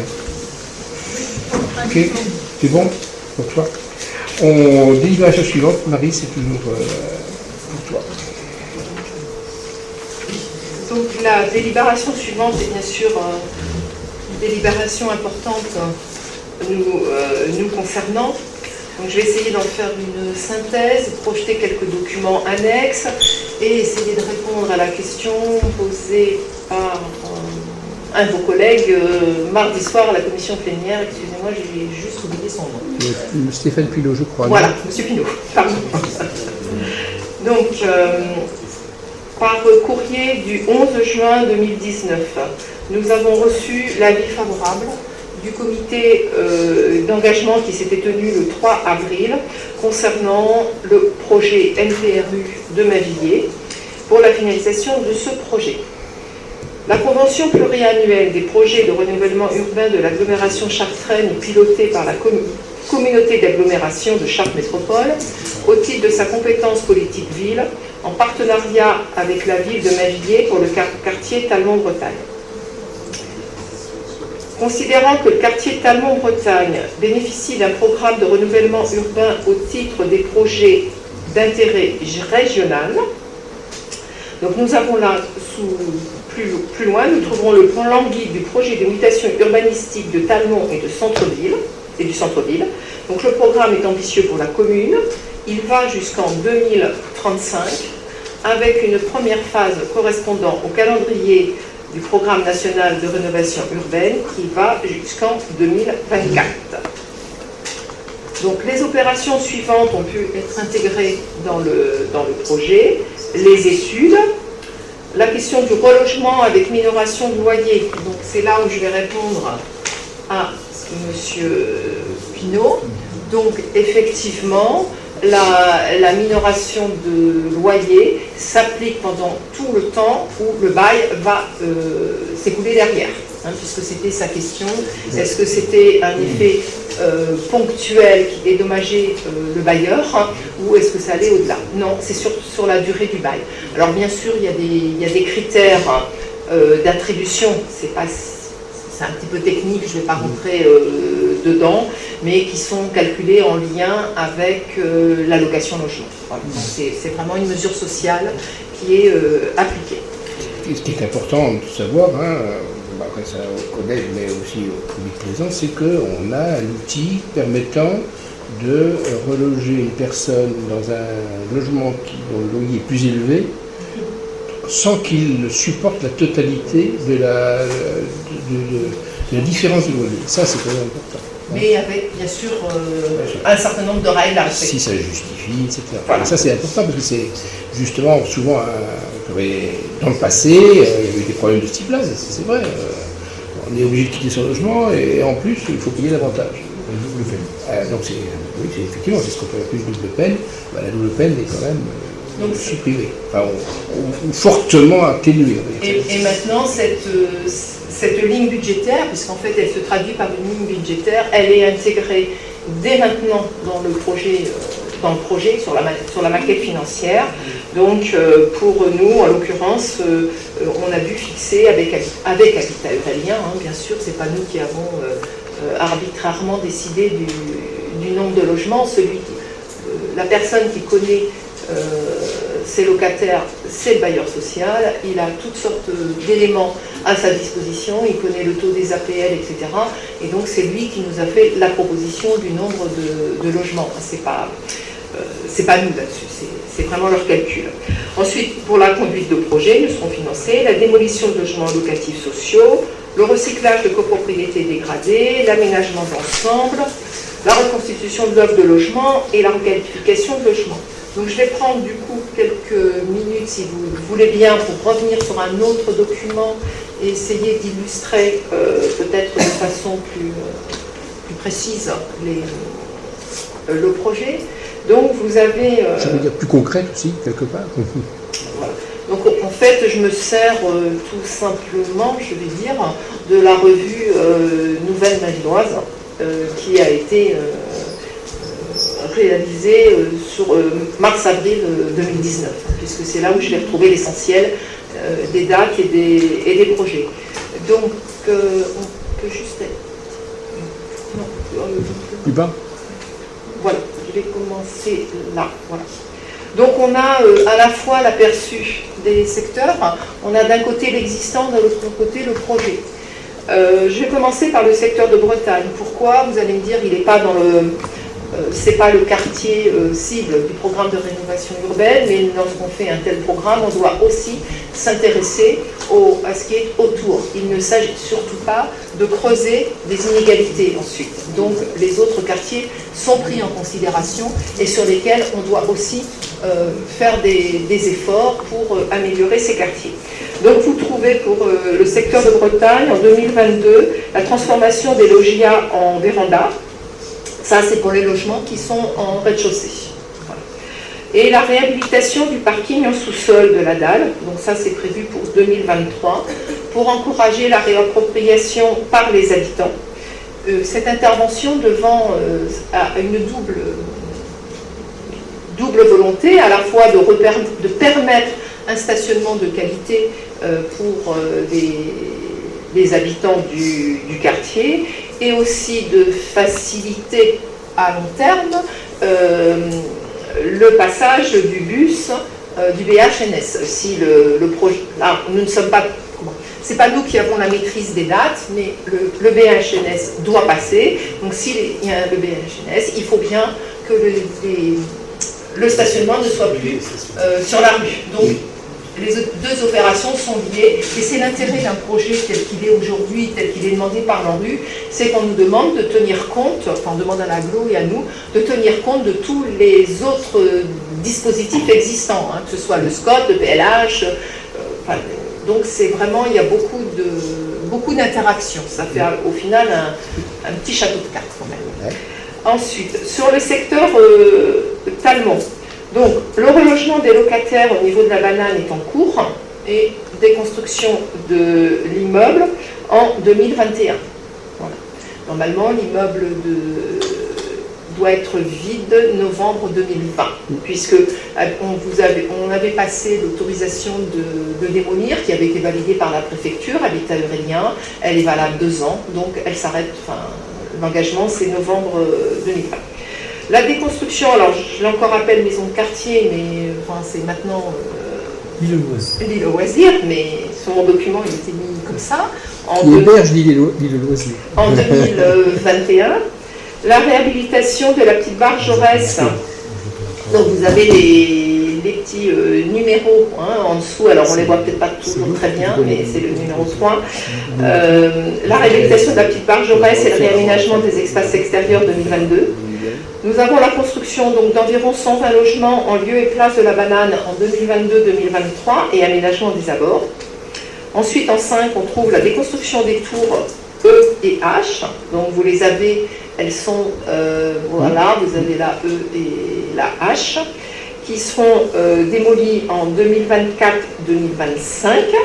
Ensuite, donc, bien sûr, la construction de 70 logements sur l'emprise libérée, puisqu'il faut bien démolir pour pouvoir, dans certains coins, pouvoir reconstruire. À moyen et long terme, après 2024, ce qu'on ne va pas trouver forcément ce qu'on ne trouve pas dans la convention aujourd'hui, telle qu'on la voit, puisqu'elle s'arrête à 2024. Il n'y a pas d'engagement financier après 2024. L'État, pour le moment, ne peut pas. À moyen et long terme, donc les tours G et F. À nouveau, la construction de logements sur cette emprise libérée. Donc l'ensemble des logements qui seront construits seront en accession libre, maison individuelle, maison mitoyenne, logement collectif. Puisque une des règles de l'ANRU est de ne pas reconstruire de logement social sur le périmètre de démolition. Si du logement social est reconstruit, ça ne peut faire partie que de dérogation et de demande à la marge. La règle, aujourd'hui, parce que les règles ont évolué au fur et à mesure des dispositifs, aujourd'hui, c'est la règle que nous avons. Ensuite, sur le secteur juste pour te donner une minute de respiration, je répète qu'on a actuellement 1000 logements sociaux entre Talmont et Bretagne. Voilà. Et donc ça fait 100% quelque part de logements sociaux à un certain moment de la vie. Donc l'un des objectifs évidemment c'est de passer de ce 100% à quelque chose qui va ressembler plutôt à 60% parce qu'il va en rester des logements sociaux. Quand on regarde Talmont Bretagne, il va en rester 600 à peu près. Donc on passe de 1000 à 600 logements sociaux et on restera certainement à 1000 logements en tout, voire même un peu plus. Donc on va passer de 100% de logements sociaux à 50%, 55% simplement sur le secteur concerné. Au niveau de la ville, par contre, on passe plutôt de 40% à 33% sur la ville. Voilà. Voilà. Alors, sur le secteur cœur de ville, donc pareil, toujours le même principe, l'existant d'un côté et le projet de l'autre. La construction d'un accueil de loisirs, alors bon là on a mis, au moment de la parution de Nouvelle-Navilloise, on était sur 2019-2020, là j'ai plutôt envie de dire 2020. 2021, je pense que 2019 c'est un engagement qui sera difficile, enfin qui n'est plus tenable. Oui, il vaut mieux le dire comme ça. Voilà, compte tenu de... Bon, vous savez bien que dans tout dossier, certains retards ou sont On est sur la LSH, c'est ça? Oui, oui, sont inévitables. Voilà, donc il s'est un petit peu décalé dans le temps. Aujourd'hui, c'est pas 2020, normalement. C'est normalement 2020. Oui, j'ai dit Normalement, 2020-2021, mais je peux plus dire 2019-2020. Non, mais peut-être pas aller jusqu'à 2021 quand même. J'espère.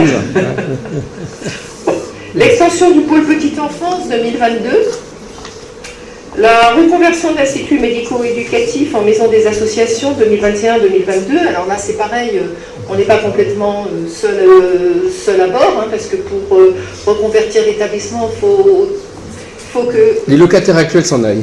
les locataires s'en aillent, il faut qu'ils aient pu trouver le lieu qui doit les accueillir, et je ne suis pas sûre que là aussi on soit encore complètement sur ces délais. Aux dernières informations, s'il y a... 6 mois après. Oui, non, il devrait pouvoir tenir l'engagement. Nous a dit, non?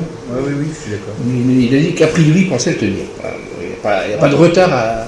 On leur demandait simplement d'avancer de 3-4 mois leur départ, on ne leur demande plus. Ils finiront l'année scolaire a priori. Voilà. Ensuite, nous avons la réhabilitation de la copropriété Talmont, qui accueille aujourd'hui des logements avec commerce en rez-de-chaussée. Donc il faut savoir qu'au niveau de la copropriété Talmont, ce que vous savez déjà, c'est que nous avons donc, nous sommes sur la mise en place d'un plan de sauvegarde, mais là c'est une autre mesure, puisque nous sommes sur de c'est privé, donc ce n'est pas les fonds en rue qui peuvent intervenir, mais ce sont des fonds de l'ANA, qui peuvent, Agence nationale amélioration de l'habitat, qui peuvent intervenir. Voilà, donc c'est un petit peu différent, mais le projet est mené de façon, voilà, on a une réunion très prochainement sur ce plan de sauvegarde. La déconstruction des salles Victor Hugo, la salle des fêtes de l'ancien Arsenal, on a mis 2023. À la place, un ensemble immobilier qui accueillera la nouvelle médiathèque. Donc là, on a mis 2024-25 sur une partie des emprises. Et après 2024, on a la déconstruction de la bibliothèque. Bon, forcément, quand on aura la médiathèque, hein, parce que tout ça étant avant de démolir, on construit. Bon. Une certaine logique. Réaménagement de la place du marché. Plus loin, nous avons la déconstruction de l'immeuble résistance, la construction de la nouvelle école. Donc là, je n'ai pas volontairement, on n'avait pas indiqué de date parce que on s'achemine. Vous avez vu qu'on allait jusqu'en 2034. Donc là, ça commence à être difficile de pouvoir donner une date. C'est la boule de cristal à ce niveau-là.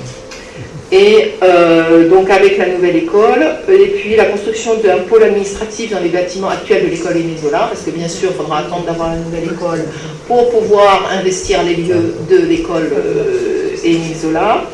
Et ensuite, on devrait pouvoir libérer les emprises de là où il y a actuellement le CCAS, l'Harmonie, la police, voilà, puisqu'ils devraient pouvoir intégrer l'école, l'ex-école Zola. Et ensuite, sur cet emplacement-là, on prévoit la construction de 30 logements. Ensuite, j'arrive au dernier secteur. Avec des commerces en rez-de-chaussée, aussi du côté gauche de la rue, c'est ça. Hein, ouais. Je ne sais pas si tu l'as dit, mais non, si tout va bien, enfin normalement il y a des locaux sur la partie droite, et puis on espère que les commerces pourront faire venir d'autres commerces, ce sera possible aussi d'installer sur la partie gauche. Sachant que sur la partie gauche, en plus, c'est même une supérette qui est prévue à ce jour, donc normalement il faut qu'elle y vienne. Mais par contre, ce qui est sûr aussi, c'est que les commerces ne pourront venir que quand les habitations, les logements auront pu être faits. C'est-à-dire qu'en même temps que les commerces viennent, il faut aussi qu'il y ait les acheteurs, les clients. Autrement, un commerce, s'il arrive dans un endroit où il n'y a plus personne, ne va pas vivre et ça ne va pas nous aider. Ensuite, j'arrive au secteur Esther Villette-Vauroux, avec la déconstruction du stade Esther Villette en 2020. Suite à la création d'un terrain synthétique, ça, le terrain synthétique, il est fait au niveau de Marocain. Ça, c'est bon. La construction d'une salle polyvalente et culturelle sur une emprise du parking de la piscine des Vauroux, donc ça, c'est plutôt l'horizon 2022-2023, ainsi que la construction de logements sociaux et de maisons de ville en 2022 sur des secteurs libérés. Et à plus long terme, il y a la construction de la passerelle piétonne qui devrait qui doit nous permettre de rejoindre depuis le cœur de ville la salle culturelle qui sera sur le parking des Bourbons. Et ça, c'est à un horizon plus lointain. Voilà, je pense, ce que je pouvais dire à propos de cette délibération. J'ai juste envie d'ajouter qu'hier soir, je ne sais plus si c'est au bureau ou au conseil communautaire, les documents ont été présentés, puisque c'est un projet d'agglo, à la fois pour les clos et pour Mavillé. Ça a été présenté hier soir au conseil communautaire. Merci. Avec cette présentation, il me semble que vous savez tout, mais je me dois de vous demander si vous avez des questions supplémentaires, des interventions. Non? Oui. Prenez votre micro, autant pour qu'on vous entende et pour que vous soyez enregistré. Intervention sera enregistrée. Concernant la construction d'une salle de sport sur Coubertin, où est-ce qu'elle se ferait? C'est vrai que je ne sais pas si tu en as parlé ou pas, mais donc je ne peux pas parler. Oui, puisqu'elle n'était peut-être pas localisée. Elle est au projet, mais elle n'était pas localisée. À ce jour, on est plutôt sur une extension de l'école du gymnase Coubertin. Michel, c'est ça? Oui, c'est tout à fait ça. Là, soit complètement une extension directe, soit deux salles côte-côte, si vous voulez. Mais c'est pas encore validé. Par contre, la salle des fêtes est déjà en cours d'études de faisabilité. On a commencé. Ça, culturel et polyvalent. D'autres questions? Nous votons. Est-ce qu'il y a des avis contraires sur cette délibération, je répète, qui est sans aucun doute la plus importante de ce conseil municipal? Et de loin. Bah, c'est rare quand on vote une délibération avec un projet de ce type-là. Hein. J'ai l'impression que ça arrive une fois dans sa vie quand on est conseiller municipal, hein, même quand on est maire. Est-ce qu'il y a des abstentions? Nous sommes unanimes, merci à vous. On passe aux ressources humaines. Absence excusée de Jean-Yves Tabourin, je rapporte. Recrutement d'un agent pour le secrétaire général des services. Il s'agit de créer, à compter du 1er juillet et jusqu'au 31 décembre 2019, un poste non permanent sur le grade d'adjoint administratif principal de deuxième classe, relevant de la catégorie C, à 16 heures hebdomadaires pour faire face à un besoin lié à un accroissement temporaire d'activité. Il est dit que c'est au secrétariat général des services que cet agent sera affecté. D'autres informations ont été vues en commission plénière. Je peux compléter s'il y a des questions, sinon on vote. Votons. Est-ce qu'il y a des avis contraires? Est-ce qu'il y a des abstentions? Nous sommes unanimes. Délibération suivante. Municipalisation de la service de la petite enfance et du foyer restaurant Marlène Foucard. Alors tout à l'heure, on a voté pour un budget annexe pour le foyer. Là, il s'agit des deux services, dont je vous ai dit qu'ils étaient intégrés à la ville, service actuellement mis au CCAS. Il s'agit donc de créer à la ville le nombre de postes existants actuellement au CCAS. Je vous fais grâce de la lecture de tous ces postes, mais ils sont dans la délibération que vous avez reçue et à l'écran pour le public ici présent, qui tient le coup, comme nous. Pas de questions? Nous votons. Est-ce qu'il y a des avis contraires? Est-ce qu'il y a des abstentions?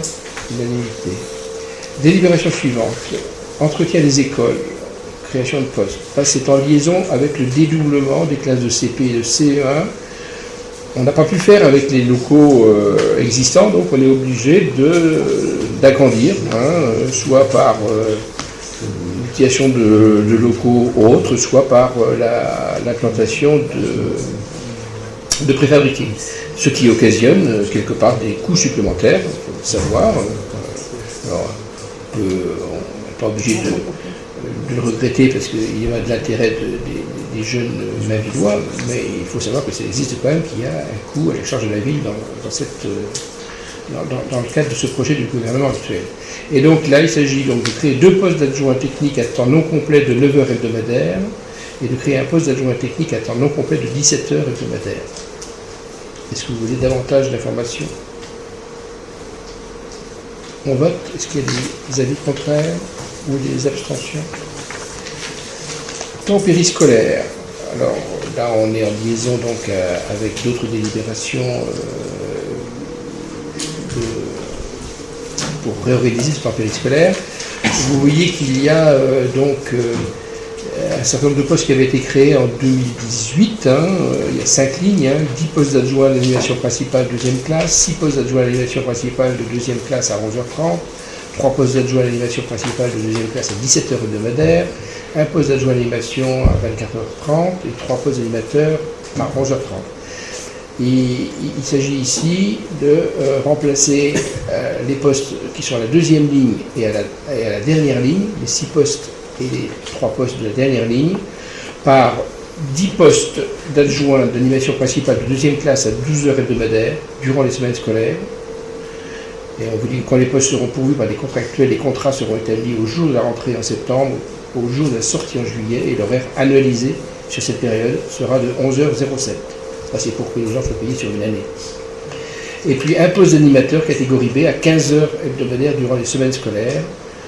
Et on vous dit que là, ça donnera 13h54 en annualisation sur l'année. Et on vous dit que si les postes n'ont pas vocation à être tous pourvus, mais permettent d'adapter les effectifs des animateurs aux besoins en fonction du nombre d'enfants inscrits sur chacun des créneaux. Donc on a prévu les inscriptions maximales a priori. Évidemment, les postes qui ne serviront plus seront supprimés, mais seulement après l'avis du CT, du comité technique. Est-ce que vous avez davantage d'informations? Nous votons. Est-ce qu'il y a des avis contraires, des abstentions? 9. Délibération suivante. Service animation périscolaire, modification de poste. On est toujours sur les temps périscolaires. Il est là prévu de créer à partir du 1er septembre 2019 2 postes d'animation à temps non complet de 33 heures au lieu de 31 heures avant, et 3 postes d'adjoint d'animation à temps non complet 21 heures au lieu de 1 poste à 20 heures et 2 postes à 15 heures. Normalement, vous savez tout avec ceci. Est-ce que vous, quand même, vous souhaitez d'autres informations? Nous votons. Est-ce qu'il y a des avis contraires? Est-ce qu'il y a des abstentions? 9. Nous arrivons au sport, Denise étant toujours quelque part dans un quart, si j'ai bien compris, en retour vers ma veillée et non arrivé, je rapporte. Les tarifs des installations sportives. Là aussi, c'est une délibération habituelle et on est proposé ici une augmentation de 3,98% qui en fait vient du fait que pour ces tarifs, eh bien, 44% du coût provient de charges de personnel et 56% des fluides. Et comme les fluides, évidemment, augmentent de 4,80% entre 2017 et 2018, une augmentation importante du prix des fluides que tout le monde supporte, mais nous aussi. Et puis, des charges de personnel, une augmentation de 2,93, voilà, ça donne une moyenne de ce 2,93 et de ce 4,80, le 4,80 pesant davantage, ça donne 3,98. Et ça donne les tarifs qui sont sur le document en ce qui concerne le boulodrome, le terrain du boulodrome. Parce que pour les autres tarifs, ce sont des tarifs qui sont fixés par le conseil départemental et que nous devons appliquer. Est-ce que vous avez davantage d'informations? Nous votons. Est-ce qu'il y a des avis contraires, des abstentions? Nous sommes unanimes. Dernière délibération concernant l'urbanisme. Là aussi, je rapporte à la place de Jean-Yves. Une délibération, voilà, comment, tout autre ordre. Nous avons nous sommes aperçus que nous avons 4 giratoires. Peut-être que certains les appellent des ronds-points, mais on a révisé, en tout cas moi j'ai révisé avec les services concernés, police et technique. Voilà. Il est clair que, compte tenu du fait qu'on n'a pas priorité en rentrant sur ces ronds-points, enfin ces carrefours, voilà, ça s'appelle des giratoires. Donc giratoires, qu'on appelle, chacun les appelle comme il veut, certains appellent giratoire de Châteauneuf, du Compas peut-être, Décathlon, bon, là, pas de raison qu'on utilise le nom d'un commerce aussi bon soit-il, enfin aussi satisfaisant soit-il pour les clients que pour la dénomination d'un giratoire. Et puis La Fontaine, il n'y a pas non plus de raison forcément qu'on l'appelle comme ça. Donc on vous propose que ces 4 giratoires prennent des noms assez sympathiques à l'oreille, surtout pour des républicains, que nous devons être tous, j'espère.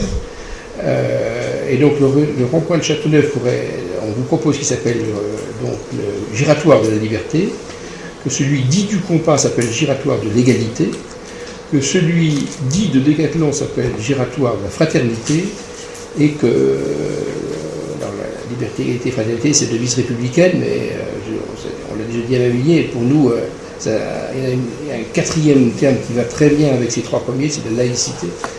Et donc le giratoire dit de La Fontaine s'appellerait, si vous votez dans un instant, giratoire de la laïcité. Des questions? Non. Nous votons. Est-ce qu'il y a des avis contraires? Est-ce qu'il y a des abstentions? 9 abstentions. Pas d'explication de vote? Si on trouve que ces 4 mots, pour nous, représentent autre chose que la non-comprendre. En effet, ça représente des valeurs importantes et que, voilà, ça nous a emballé qu'on puisse appeler un rond-point avec ces... Un giratoire. Voilà. Qui se giratoire au rond-point. Oui. Un giratoire au rond-point. Voilà, donc... Bon. En tout cas, ça se fait ailleurs. Ça se fait ailleurs. On n'innove pas. Hein. Mais bon, chacun son avis. Donc, 9 abstentions, la délibération est cependant votée. Et vous recevrez là une invitation donc à genre d'inauguration qui est prévue le 8 juillet à partir de 17h, je crois. Tout sera dit sur l'invitation. C'est plutôt un dévoilement de plaque, ça n'est pas une inauguration. Voilà, donc seront invités les conseillers municipaux et les citoyens associés. Il est prévu de faire ça plutôt en vélo pour tous ceux qui peuvent, mais il y aura une possibilité de covoiturage. Et je vous invite à venir le plus nombreux possible. Nous avons presque terminé. Il y a un point d'information, mais que je note simplement. Il y a une note d'information sur le prix de l'eau, de l'assainissement et des aides et redevances 2019 qui est consultable au secrétariat général. Sachant qu'on allait être assez long, je n'ai pas voulu rallonger la séance avec une présentation, mais vous avez toutes les informations au secrétariat général si vous le souhaitez. On peut donc s'arrêter. Merci à vous et bonne fin de...